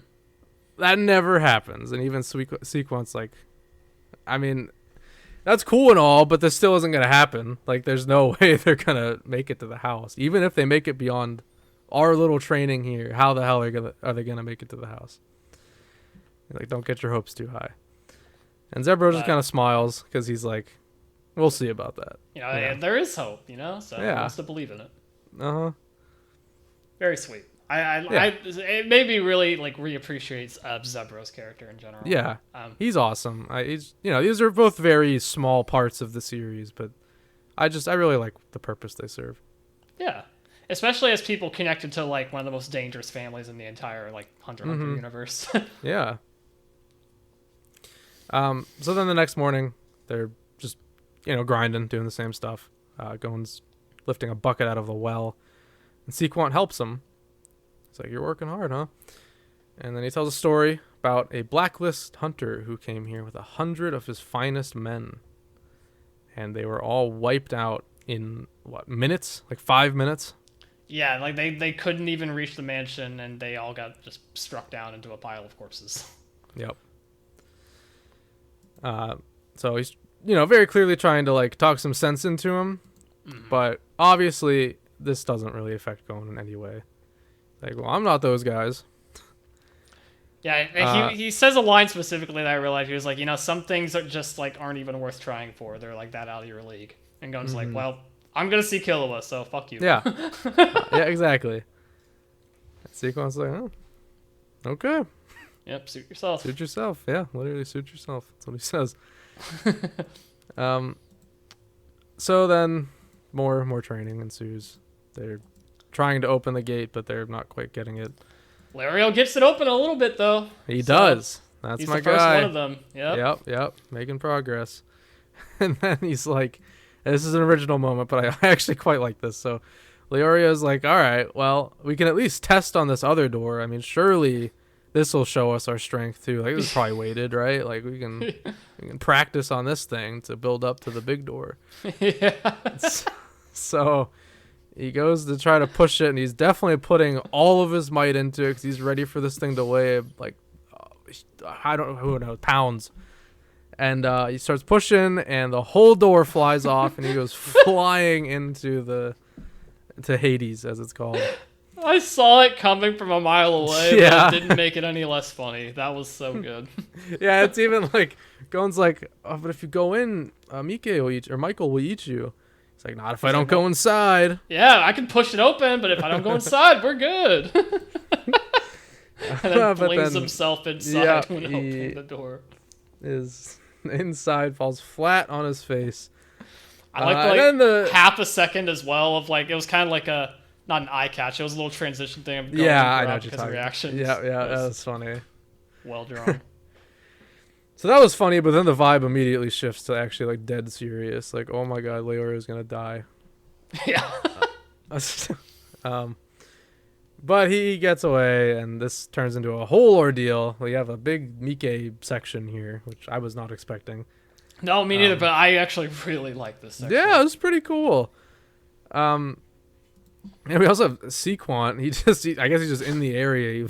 He walks over and he's just like, what the hell? That's literally what he happened? Said. What is going on? So they quickly explain to him that Gon is luring Mike away. Yeah. The entire thing that's happened now, Gon is luring him away so that he doesn't kill Leorio, basically. Yeah, exactly. This entire chase scene is happening now. Yeah, so Gon's running from the dog, from Mike, and it looks actually sick as hell. This is really cool. This was so well animated, genuinely. Yeah. Really like this. And Sequant pulls a gun on Mike, which is like, he aims at him for like, That's but like, it was only for a second, but that's enough for you to go like, oh, like that, he's willing to risk it here. Yeah, like, he could very well easily die from the Zoldyx if he so much as even touches that dog, And that's I love like the subtlety of that scene. It's really cool because he points that gun and he puts it down. He's like, what the hell am I thinking? But that shows that his instinct is to defend these people. Yes. It's not, and he's fighting that instinct. So that's just really cool. I thought that was a really good addition. Absolutely, yeah. So Gon gets stuck in a tree, like his cast, I guess that is. Yeah. I think it's because that's the arm that was broken. Mm-hmm. So yeah. He upgraded to a cast from a sling. Yeah. At some point. So that gets stuck in the tree, and Sequant just shoots the tree limb down so he can escape and continue running because he was definitely about to die. So Gon runs to a cliffside where he's just like, this is it. I'm dead. Like, what do I do here? Yeah, what can you do even? Yeah. But then a whistle is blown, and which implies that was a Zoldyck family member, because nobody else can control Mike. And it's not revealed till a little bit later. It's very shortly, but it was Kaluto. Interestingly enough, that was so interesting. I thought, like, yeah, what in the world? Okay, sure. Yeah, that's very interesting. I mean, we know Kaluto loves Killua, so like, right. There's. But like, it begs the question though. Like, did Kaluto know all this was happening? Like that's so interesting. I guess. I mean, if he has the paper doll's Nen ability already, obviously, this is highly because that ability was not even known about by anybody at this point. So this is highly speculative. But we can add some context with our future knowledge and say that he was using paper dolls, I guess. But yeah, I mean, they would not have known that. Togashi didn't even know that yet. Yeah, because if Kaluto wasn't aware of all those events happening, then like that is like the biggest coincidence of all time for Gon to narrowly escape death. Yeah. But yeah, that was very interesting. I like that whole moment. I thought that was pretty cool. I like the little shot as well of like, Mike's nail was like kind of like weighing on Gon's cast, and like as he was going towards the whistle, he like destroys the cast in the process. Like, I don't know, just looked really cool. Yeah, absolutely. All right, so now we're, I don't know how long later, a couple days, a day, whatever, and back at the testing gate where Coco is back. Let's go, Coco. Yes, the return. She's giving another tour. She's like, yeah, I can't go through this gate. Nobody made it out alive. It's the door to Hades, yada, yada. And somebody in the crowd's just like, hey, Coco, who are those people? And they are coming out from inside of Hades. So, yeah, that's probably quite the shock after you just heard what Coco said. Yeah. And she's just 20 like, days total, by the way. Oh, okay. Zebro says it. Oh, yeah, you just said that. 20 days. 20 days, yep. So it's been 20 days. And they also say, wow, Leora's even more incredible. He opened up to the second gate. And that is something we see happen in the manga. So I feel a little robbed. But I feel a little robbed of that, too. I don't know why they would remove that. I don't know why either. I don't know why really 2011 removed it also. I don't know why we keep removing this scene. That being said, I think unless 2011 also did this, and I'm just misremembering, 2011 still did it the worst, only because 99 at least showed that Lario was the first one of the three to actually get the gates like partially open. And it shows that each of them did it on their own, which is something that 2011 completely failed to show because they all open it together, which is such horse shit. I hate that they did that. That's one of my least favorite changes in 2011. It makes no sense. Yeah, so by that merit alone, I think this is at least better than 2011's version of the gates. So yeah. There's that. But what can you do? It's still, he still gets to flex. Yeah, for sure. And Coco is just like, well, I don't know what that's all about. Yeah, they just came back from Hades. Wow. So yeah, they completed their training with that. Kurapika's back in red. Red Kurapika's back. Let's go. And Sequant and Zebro point them the direction they want to go. And he's like, I haven't even been to the house before, so I don't know what you're really gonna run into. Mm-hmm. And as they leave, Sequant talks to Zebro about how, what they just went through is absolutely nothing compared to what's coming. Because, he explains that he was the Blacklist hunter that tried with 100 men to invade. Mm-hmm. And got under stopped 5 by... minutes. Yeah, one single servant's apprentice, and it was a 10-year-old girl. Yep. How humiliating. Yeah. So he gave up being a Blacklist hunter and started working as a gatekeeper. Fair enough. I'd probably want to work for them too after that. Yeah, as Sequant says, he's like, once he saw that, he knew he was in over his head. So yeah. Yep. And I like this line as well. It says they're all monsters living up there, the employers and the employees. Yeah. Yeah, this baby guy I started reappreciating Zebro a lot, but especially Sequant. I don't know. I never really just paid this character much attention before. He's good. I really do like Sequant. It's a good little. It's cool to see. This is a hunter who we can presume probably never passed the secret exam. I doubt he learned Nen. Maybe he did. We don't know, but I assume he didn't learn Nen. And it's cool to see a hunter who didn't get that far. He's like where Gon and the others are at now. He never completely finished being a hunter, and he kind of just gave up, I guess. I wonder if he still has his license. In a way, you can kind of read this character as like just the average hunter in general, right? Yeah. So, yeah. I don't know. He's just really cool to me, and I just kind of like how this character is kind of topped off with like he says I feel like being hopeful too, as he says to Zebro after their talk. Yeah. Just really nice. Very cool. And we end off the episode with the boys walking up to Canary, who looks interesting. It's a very different design, and I will at least say that this is pretty similar to how she initially looked in the manga. So I can't be too hard on it because it is accurate to the source material, but man, her redesign from like later in the series is so much better. Yeah, I think it's the eyes for me. Like, they're just really far apart in this design. Yeah, it just looks really... Makes her head look extremely big. And I don't like the red hair either.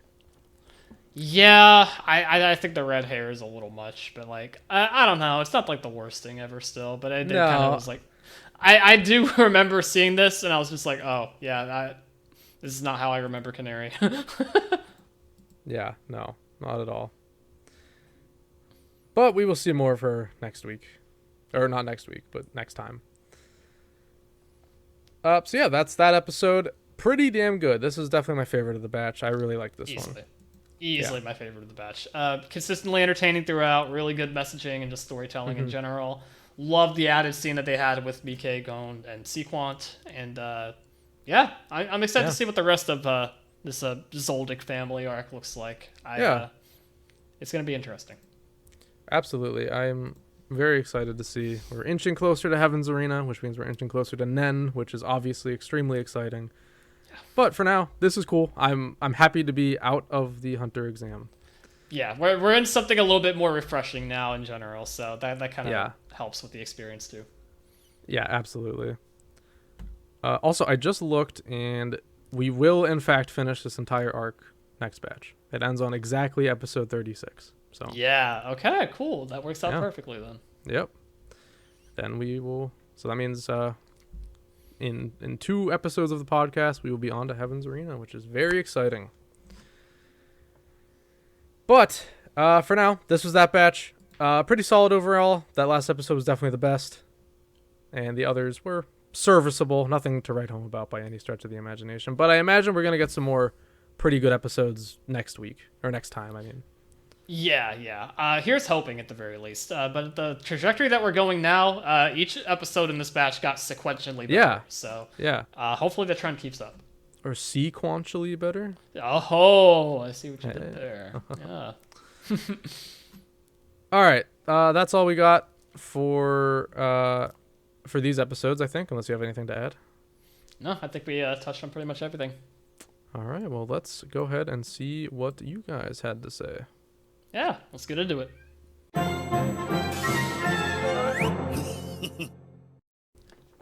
Okay, now it's time to see what you guys have to say about Hunter x Hunter 99 episodes 31 through 33. Spoiler alert, there's not a lot of people this time around for this batch, although we have a lot to talk about still, as I'm sure regulars are aware. That being said, if you want to get on the fun each week for any given topic discussing Hunter x Hunter, make sure you check out or keep an eye out for the YouTube community posts, as well as the call-out posts on our Twitter and Bluesky accounts. And of course, you could always email us your thoughts at hunterassociationpod@gmail.com. So, first off, we have we're starting off with insert names comment this week. We are. So that's not something we typically do, but what can you do this time around? So here we go. It's really nice to not have a lot to complain about this week. Probably the most purely positive batch in the run this far. And you know what? That's believable, actually, I think. There wasn't anything egregiously bad in this batch. And No. I feel like even the nitpicks that we had weren't like huge cons. It was just kind of like, weird stuff, right? But let's get further into insert names thoughts on that note. Mm-hmm. Now that we are out of the dreaded room, we finally get to see the tremendous backgrounds of this palace, and it is such a visually rewarding setting. From wonderful arches / trusses and onion-shaped domes, the small details in the hotel really go hard on these types of buildings in 1999. Somebody, I believe, already beat me to talking about this, but I'm 99.9% positive someone in the art team just loves drawing hotels and architecture. It shows here and later on, and it's so sincere. Huh. I believe it. Yeah, that's something we didn't really talk about, but the backgrounds in this series are very, very nice. Absolutely. And I definitely see what you're saying, specifically in the banquet scene as well. Mm-hmm, I feel like those backgrounds were really well drawn. Yeah, absolutely. It feels like the story is really locked in on the characters and story here, and everyone expresses and acts as they should. It's fun to see the participants having their little interactions before they depart. Karapika and Leorio are just chilling. Pokul vocalizes the internal reasoning for his outburst. The casual chat between Ilumi and Hisoka. To all the stuff in the banquet with the drunk loud woman. To cameraman Hanzo. We saw what you did there, Hanzo. Etc. We sure did. We all saw it. They tried to hide it. They tried to be subtle with it, but yeah, I they noticed. Did. Etc. It's a really great denouement to the arc. First time I've heard that word. Whoa. Yep, don't know it. It just fits the tone and flow of this section. I'll let Kaige look that up if he wants to. I'll keep reading. Sure. Small but minor critique, but Ilumi has a very bright skin tone, and the light tones of the outside feel a little too bright and match his skin tone, which leave that section a bit too overexposed looking, but that might just be a side effect of the old media aspect of preserving the show.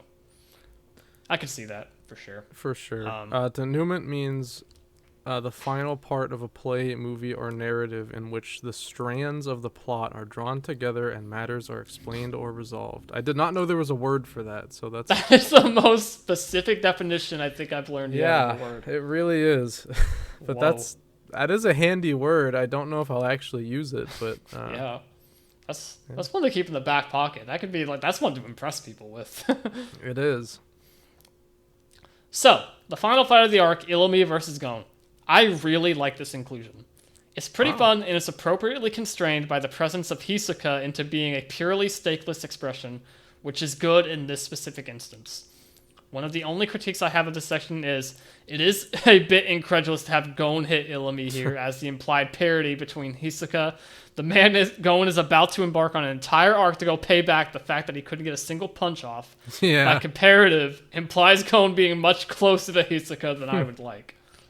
Yeah, and we were kind of touching on that when, Gon made Ilumi bleed in the first place, right? That's kind of unbelievable at this point in the show. Yeah. But I'm very willing to forgive this here. For one, the original and all the alternative versions equally fail here by putting in Gon breaking Ilumi's hand. Yeah, they're all kind of at fault for that, aren't they? Even the original, huh? Or original being the manga, right? That is true. That is true. I guess, yeah, the source material kind of, messes with the, I hate to say the word, but power scaling here too. So, fair enough. Yeah.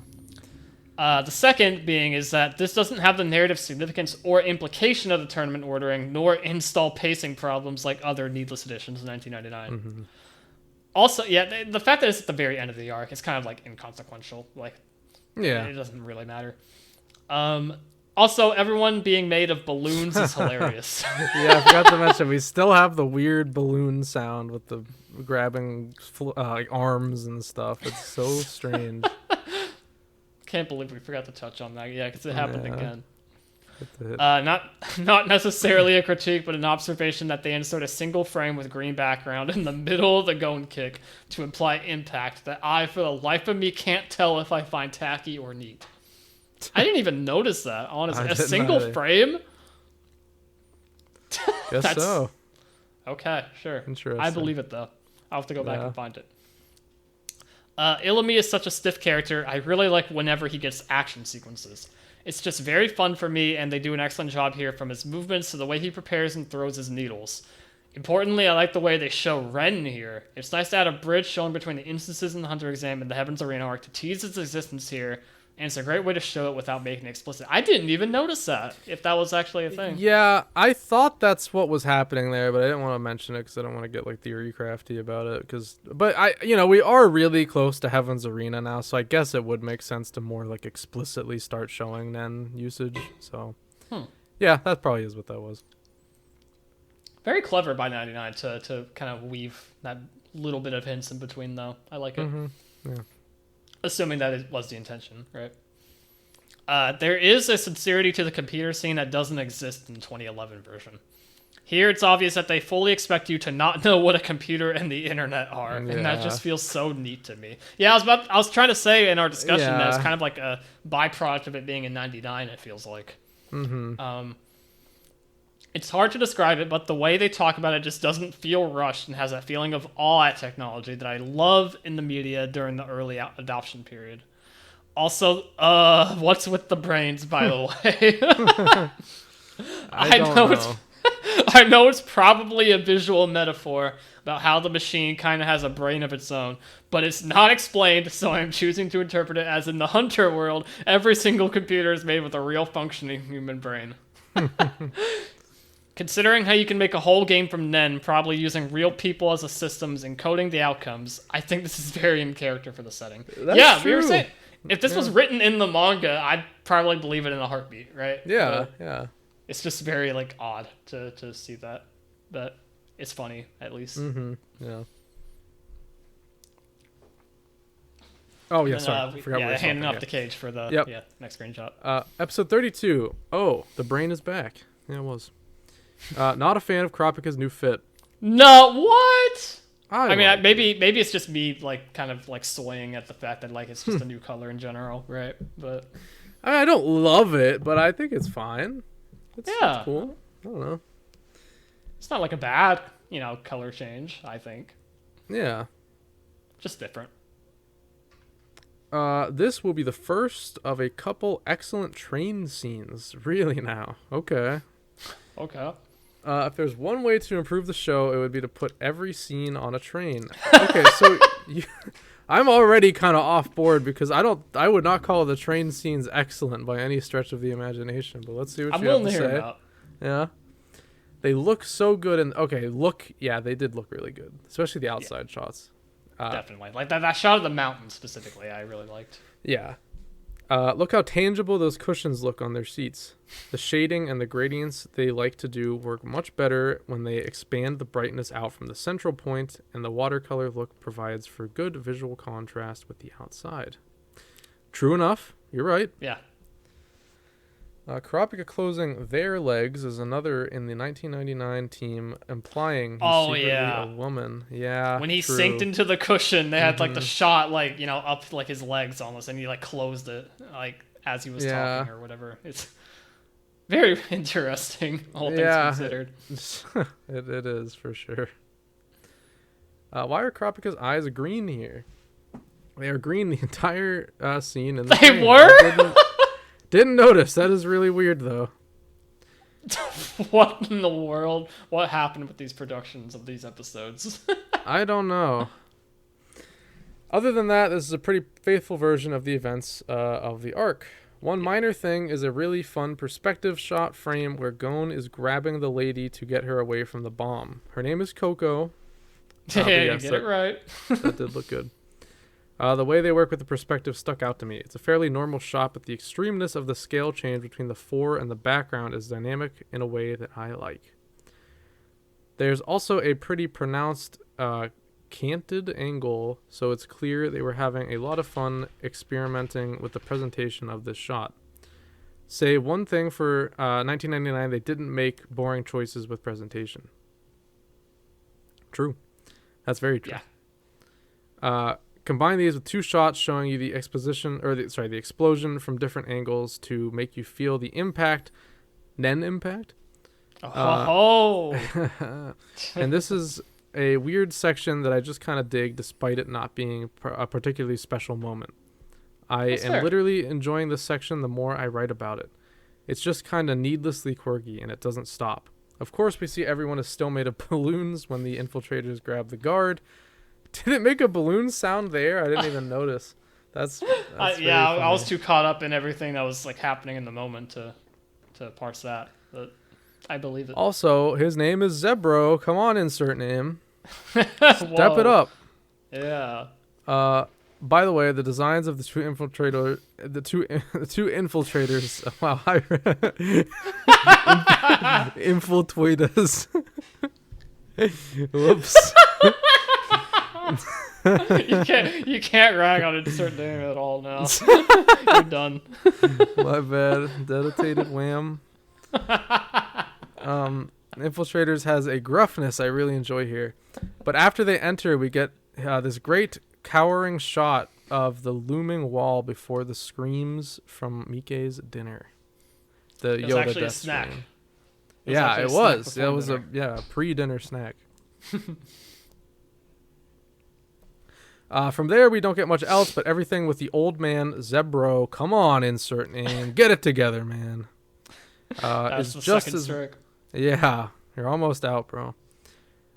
Just as well as I expected it to be. It's fun seeing the muscle-bound man open the door, and it would have been nice to see the beasts, but this batch had its first 1999 lighting disaster right at the end of episode 32. It was very dark. It was, yeah. I guess we didn't really plan it out, but I don't know. I guess not distractingly so, but I don't know. Maybe I just wasn't paying enough attention, I guess. I think it kind of helped with the presentation of these like ferocious wild wolves or whatever they were, right? Yeah, okay. I guess, yeah, that was pretty dark. I do like the fun interaction between Gon and the dog, though. Yeah, that was cool. Don't we all? All right, my turn to finish off insert names comment. Episode 33. The Zoldyck, the Zoldyck mansion. Zoldyck. The Zoldyck mansion has 99 lighting problems, but I'm gonna be real here. I don't care if anywhere is gonna be cloaked in the.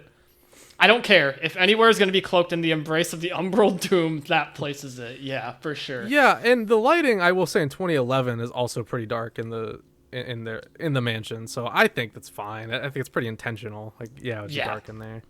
Yeah, there's no chance the Zoldyck mansion or anywhere in the surrounding vicinity that would be like happy, like bright lighting. I just can't see it. Right? No. Probably a controversial opinion, but I prefer the 2011 version of BK to 1999. Static. Yeah. Whoa. Okay. The static looming presence of the beast feels more unnatural in 2011, whereas 1999, I'm kind of overused them IMO. I don't agree, but I can definitely see why you'd say that because, yeah, the original intent in the manga and 2011 obviously is to kind of make him seem mysterious. Like his whole existence is like, you know, an unknown. He's just this big, creepy monster that you only see once. But here we get extended sequences of seeing his entire body, so it is a little, like, far from the source material. And you could say it's overused, but I thought the scenes were cool. So I thought I'm fine with it. Yeah, I'm in a similar boat. I think that I wouldn't say they overused them, more that like the extended scenes they did have with them were used like in a very like well-intentioned manner, right? That's kind of my take on it. Yeah. But I respect your opinion for sure, and I can see where one could come to that conclusion. Yeah. Let's keep reading though. He feels much more like a real dog, which I'm sure plenty of people like, to be honest, with how his fur and motions are. The panting they make him do and the chasing they give it a clear sense of dynamism, but I just get the sense that by showing it too much, it feels much more like a large animal than an ominous beast beyond Gon's comprehension of wildlife. Also, not a big fan of the eternal shadow they gave his lower jaw. But love the eyes, though. They look killer in every shot, from the almost lizard-like hunter eyes we get in some shots to the vacant dead eyes in the still shots. Yeah, every time they close up on Mike's eyes, it was like phenomenal direction. Yeah. Oh, look, the cabin is clad in shadow. Yeah. Go figure. Love everything from when they get to the cabin. They do a good job of foreshadowing Pequants. Oh, wow. Insert name. I think it's over, man. I think it's so You gotta issue an apology in your next comment for this one. This is a big blunder. Peak once. Pequant, bro. Come Poor on. guy. They did a good job foreshadowing sequence emotions while creating this really fun set piece of the weighted furniture house. Really gives a good sense of growth to the end result of the opening the door by having the effort to show them progress here. Good way to expand on the manga, which has this as a pretty short section. Most of the bits are pretty good. Yeah, for sure. This was nice to have extended, honestly. Like, even just by a tiny, tiny bit. And you know what's also, I didn't really think about this until now, is just the fact that we have like this one episode contained story arc or character arc with Sequant, which is so cool because we never really see him again other than like very small moments. So we just, you know, we start this episode roughly meeting him. I guess it's not the exact start, but you know, around there. Shortly into the episode. Yeah. And then the rest of the episode, we're developing him and getting him to the conclusion, which is later. And so yeah, it's really cool to have like a contained story within this episode. Yeah, dig it a lot. And then we get to the biggest expansion of the episode. The chase with Mike is not in the manga, but considering how jarring the transition in the manga actually is, it is not shocking they did it. Yeah, for sure. I could definitely see that as like an excuse to give him like a cleaner transition into the like, you know, going forward into the arc, because it is very abrupt. I'm personally of the opinion that any of the versions had to expand something here, and I can't blame 99 for going the monster route of setting up a cool action set piece in Mike. The shot of Mike biting upwards into a tree and then sweeping downwards with his head holding an entire tree in his mouth is so unbelievably fluid and oozes cool factor. That was the best part. It was so cool. Mm-hmm. I loved it a lot. I don't think Gon should be able to survive this long against Mike, but the rule of cool, man, is awesome. That's right. Sometimes you just gotta respect the rule of cool. Mike's, Jesus. Hey! Yeah, I did it too. BK's dead expression as the speed forces his long blue tongue back is pretty memorable, and they do give him a definite sense of velocity and weight. That means he just feels intimidating. The little blink he gives with his beady eyes as he hears the whistle is just so cute too. Yeah, it's just a little dog at the end of it all, right? Yeah. Would have liked to see Leorio actually open the second gate. Yes. Yes. Yeah, okay. Would have liked to see Leorio actually open the second gate. Yes, but at least they actually acknowledged that he actually did that here, unlike in 2011. And if you got a giant killer dog to add some spice to your story, I don't blame you for putting more of it in. Yeah, it is still weird to me because this adaptation has really respected Leorio a lot. So it is a shame that they just kind of removed like a canon. They pulled back on it a lot. Moment. Yeah.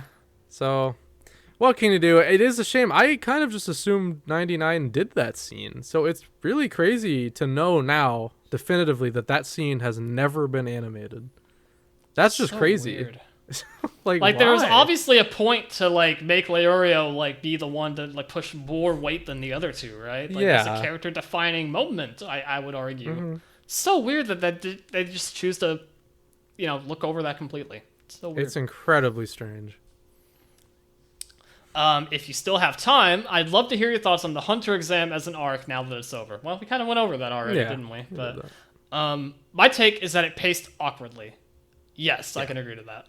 Mm-hmm. It drags a short and snappy introduction into a much longer period of the story, preventing the more rapid introduction of some of the aspects of the story that define it. There's a lot to love. I go back specifically to watch the filler all the time. But there are countless tonally dissonant moments, and the extended pace prevents many of the intended obvious parallels you're supposed to make. It fundamentally messes with the feel of the arc.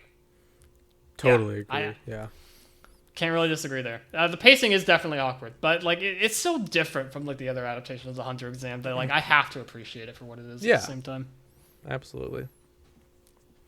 But thank you for your write-in this week. Yes. Great stuff. Absolutely, thank you. Except for Pequant's name, as you put it. Yeah, Pequant, and you didn't even name Zebro at all. But you did name Mike. What the hell? You got some explaining to do. I need a full apology in the next comment. Thank you. A full apology. All right. Next up is from Magitech, who says, another week, another 99 review. That's right. Hell yeah. Episode 31. Sorry, Gon, you got sick, so you have to stay after class. Yeah. Love this small change of Gon being basically in hunter school for his orientation, while Kurapika and Leorio wait for him instead of going shopping with Hanzo. Oh yeah, I didn't even pick up on that. That's probably why they turned down Hanzo there. They were just waiting on Gon. Man, they're such good friends. Yeah, I didn't even really notice that. That's cool. All the while wanting to catch Ilumi before he leaves. It really has such an after-school feel to it, and I love it. And Netero with the double leg trip, one on mid-air no less. Also, points for Beans trying to explain the Hunter Star system. Honestly, it's like one of the least explained parts of the Hunter Association, so seeing it here this early in the story is surprising. True. That's a good point, actually. Yeah, you did explain that very, very early. And of course, we got a backyard fight with the school bully. Yeah, you're right. This whole episode really does kind of reek of just like, yeah, let's write like a school episode here. Yeah, including the bell. Like that, they really... I wonder if they just like thought they were in a school setting. I don't know. They got confused. They saw a lecture hall, like, okay, well, we're in school now. Yeah. I really like how casually Ilumi was throwing his needles. Yeah, I liked that too. It just shows how effortless he's doing this. He was clearly underestimating Gon a bit, and Gon using the sun to get a sneak attack was clever, and kind of makes me think of York New with the lights out moment. Yeah, sort of. Similar, kind of, but a little bit. I get what you're saying. Yeah. And so, hi, fellow kids. Want to surf a bit on the information superhighway? Yeah. That is really what it felt like. Oh, Hunter x Hunter, so timeless at times and so not on others. Also, that brain with wires coming out of it, that's imagery from the manga. Okay. It's not, but... Yeah, I don't think it is, right? I mean, I don't believe so, unless I'm really wrong, but I'm pretty sure it's not. You're gonna have to do some research with your volumes later, Kaige. I should have had it handy. Maybe while you're reading the next one, I'll go grab the volume. We'll find out. Sure. A small change here is that Leorio is the one to search for Jing, while in the manga it was Kurapika. Yes, but Kurapika still gets to exposit the whole thing, so I mean, is it really different? It makes the scene even funnier, though, that he's not even the one to look it up and still explains it. That shoulder tap will live in my head forever. I loved that so much. And in 2011 is Pokel, because they're... Oh, that's right. It was Pokel in 2011. What? I don't remember this. Yeah. Because they're compressing things as usual. I like this, just him trying to help Gon while Kurapika's busy doing reservations. Yeah, because in 2011, they have Pokel like explain this whole thing to them, like about how hunters can use their card to access the hunter database and stuff. So oh my god, shows them and looks it up for them. Yeah, I totally forgot. That's so funny. They just shoehorned Pokel in there for no reason. Why not? At least 2011 knew he would be relevant later, so it's fair to add some more. Another small detail that 2011 removed was the sweat. They're all kind of sweating when they find out the information about Jing. It does convey a feel of danger and excitement. Well, in 2011, finding out Jing has national levels of importance feels incredibly casual. That is pretty true. Yeah, good call out there, for sure. Yeah. And with that, we're finally at the time where Satotes tells us about Jing, which I find funny that people tend to forget that Jesus and Christianity are apparently canon in the Hunter x Hunter universe, but the Congo and the Queen of England, poof, that's crazy talk. Also, more confirmation that Jing is a 3-star hunter in everything but paper. Yeah. Do we not know he's a 3-star hunter? I guess we don't. That's actually insane if that's true. I mean, he's a Zodiac. Like, don't you kind of have to be a 3-star hunter to be a Zodiac? You would think, but it is Jing that we're talking about here. I guess, yeah. No, the only thing that's confirmed, according to the wiki at least, is that he is a double-star ruins hunter. That is actually crazy. What? A man of national importance. What? Though he can apply for a 3-star license, implying that he just hasn't done that. Okay, that makes sense. So take that as you will, I guess. I was just at the very beginning of his Hunter x Hunter fandom page. So. Okay. Well. I'm so disappointed that this graduation party isn't canon, because with how sly he can be, I can only imagine sweet 12-year-old Jing Freaks as the only guest to a party. Oh yeah, that would have happened because he was the only one to pass that year. Well, surrounded by a group of very impressed and maybe a bit drunk examiners. What if? Okay, this will absolutely not happen. There's no chance at all. But what if they do this again later with when Killua passes the next exam? There's not a chance in the world, but that'd be amazing. There's no shot. They won't do it. But No. that'd be funny. That's a funny thing to. I would imagine Killua would just leave before that even happens, though. To be honest. Yeah, maybe that'll be the bit. We'll see. Maybe, yeah. We'll get there. We're very far from that, but we'll get there. With that said, Buhara and Menchi looking nice on those gala outfits. Also, may she be wearing a dress or just a towel? Menchi never takes off her knives. Truly a pro hunter. That is very true. Yeah, I don't think she was wearing her knives in the towel, though. I think she just kind of had them. It's always on her, though. Regardless, yeah, always strapped up. And the last moment I want to mention, the departure and the moment between Leorio and Kurapika. It's extremely sweet and in general such a nice moment to show how much they've grown together. Except for the part where they just kind of in silence walk away. Yeah, their stone face goes like, I'll never forget you guys. Thank you so much. You really changed it for the better. That's what I'm going to do to you next time we say goodbye to each other, Dylan. I would just laugh. But just stand there in an A pose and then just walk away after you're done just talking. turn a 180 and just walk back. Yeah. So funny. Okay, moving on to the next part. All right, I'll grab that volume while you're reading. Yeah. In short, I really like this episode. It changes a lot and rearranges a bunch of scenes, but it really works for what they were trying to do here. It's a very interesting thing to compare with 2011. Both have unique moments of Gon reminiscing of Killua while looking outside, and his departure as well, since there, they go out practically immediately, while in 99, they stay for a night and a party. It's very interesting because it's one of those moments where there is no canon to it here. In the manga, the chapter ends with them finding out about Jing, and the next one starts with them arriving at Padokia, or is that how we said that country's name? I can't remember. Yeah, that's good enough. Yeah. I don't know. Fascinating how two adaptations can take such radically different approaches when left to their own ways. Definitely. And I like the little bits of freedom that they have with adhering to that as well, and in this case. I think it added a decent bit, for sure. Episode 32. I love this establishing shots. As always, 99 backgrounds shine through. I really like the little lecture Kurapika gave about sleeping in Coach. You can imagine he had a lot of experience of that after losing his family. Oh, I hate reading it like that. Don't make me sad. Yeah, that's sad. Also, that moment with Kurapika's legs. Maybe there's some weight to that argument that the showrunners thought he was a girl. Yeah.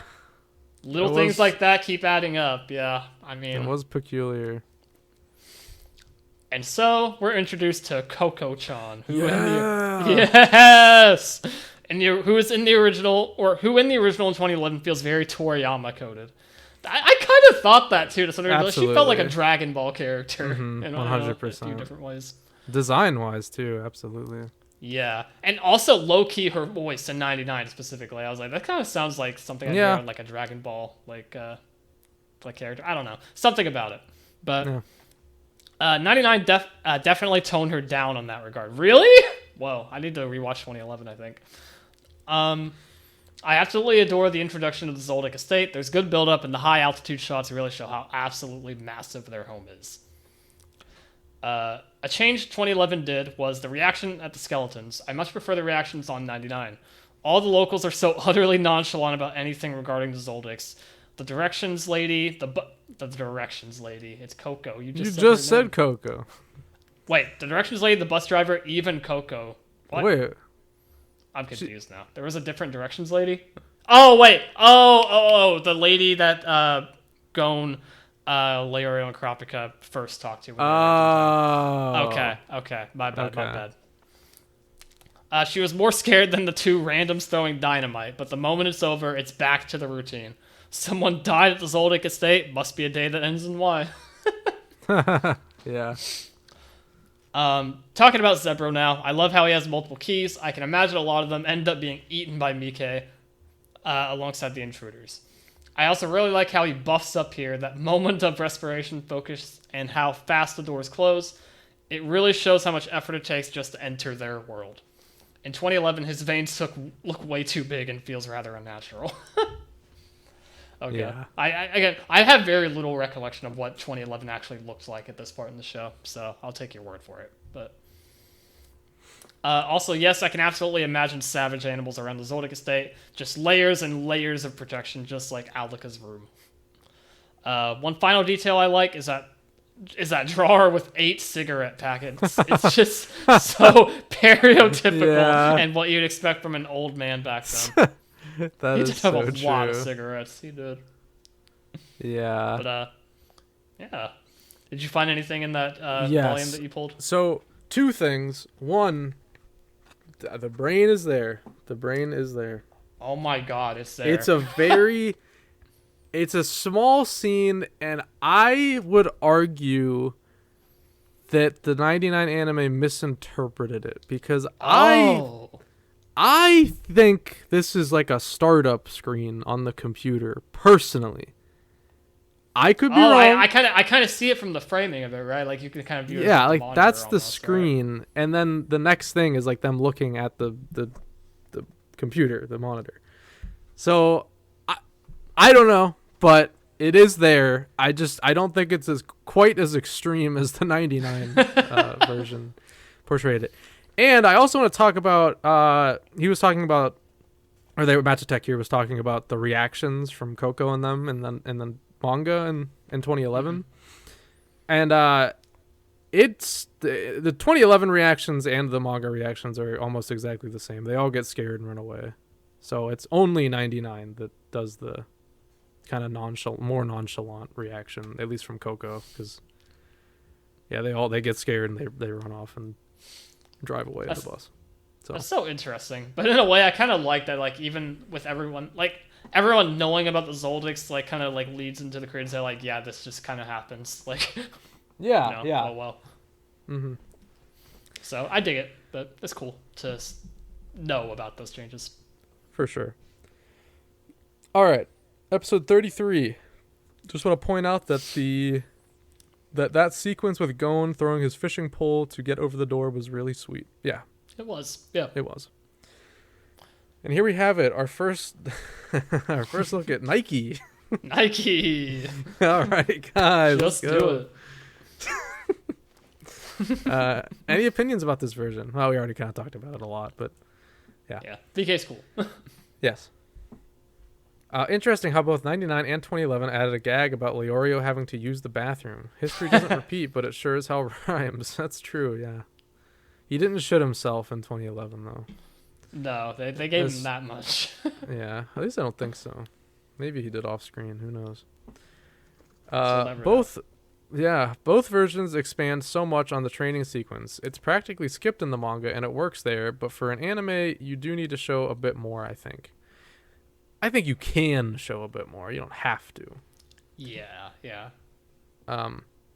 And 99 expands it a bit more with moments with Zebro, Sequant, and Leorio trying to test his new strength. And but that's they why don't show the payoff. They don't show Leorio opening the damn door. What the hell? They don't show that, and I'm still mad at them for that. But that's why it kind of works here with expanding it the way they did here, is that like it arguably feels a bit too short in the other adaptations, right? But they added just enough to this little section where it kind of adds further into it without overstaying its welcome, right?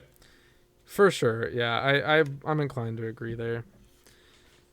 I adore how the mood goes from silly anime hijinks to moral dread in a snap. Yeah, I thought it was pretty jarring, but I actually think it's pretty cool how it is like that. Like, yeah, it's a very comical moment with that door, but then it's actually like, holy shit, we could die right now. Yeah. And again, just like in 2011, we get a head look at Kaluto. And if you think he looks weird here, that's because 2011 took his look from later in the manga. Right. just like how some think Killua looks a bit weird on in the Hunter exams, it's because Togashi made him look cuter as he went along. Yep. That makes sense. Yeah. Mm-hmm.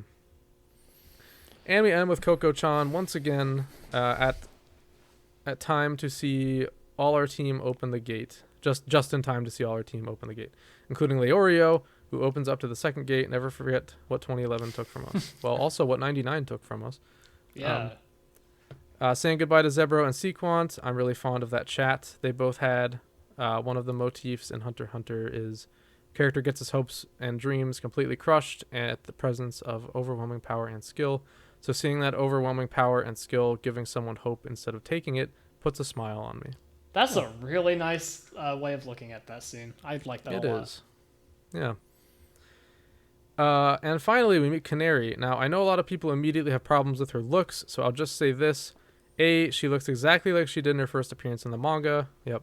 And B, she'll look much better in the next episode, I promise. Oh, okay. Well, that's nice. Okay. Cool. Sounds good to me.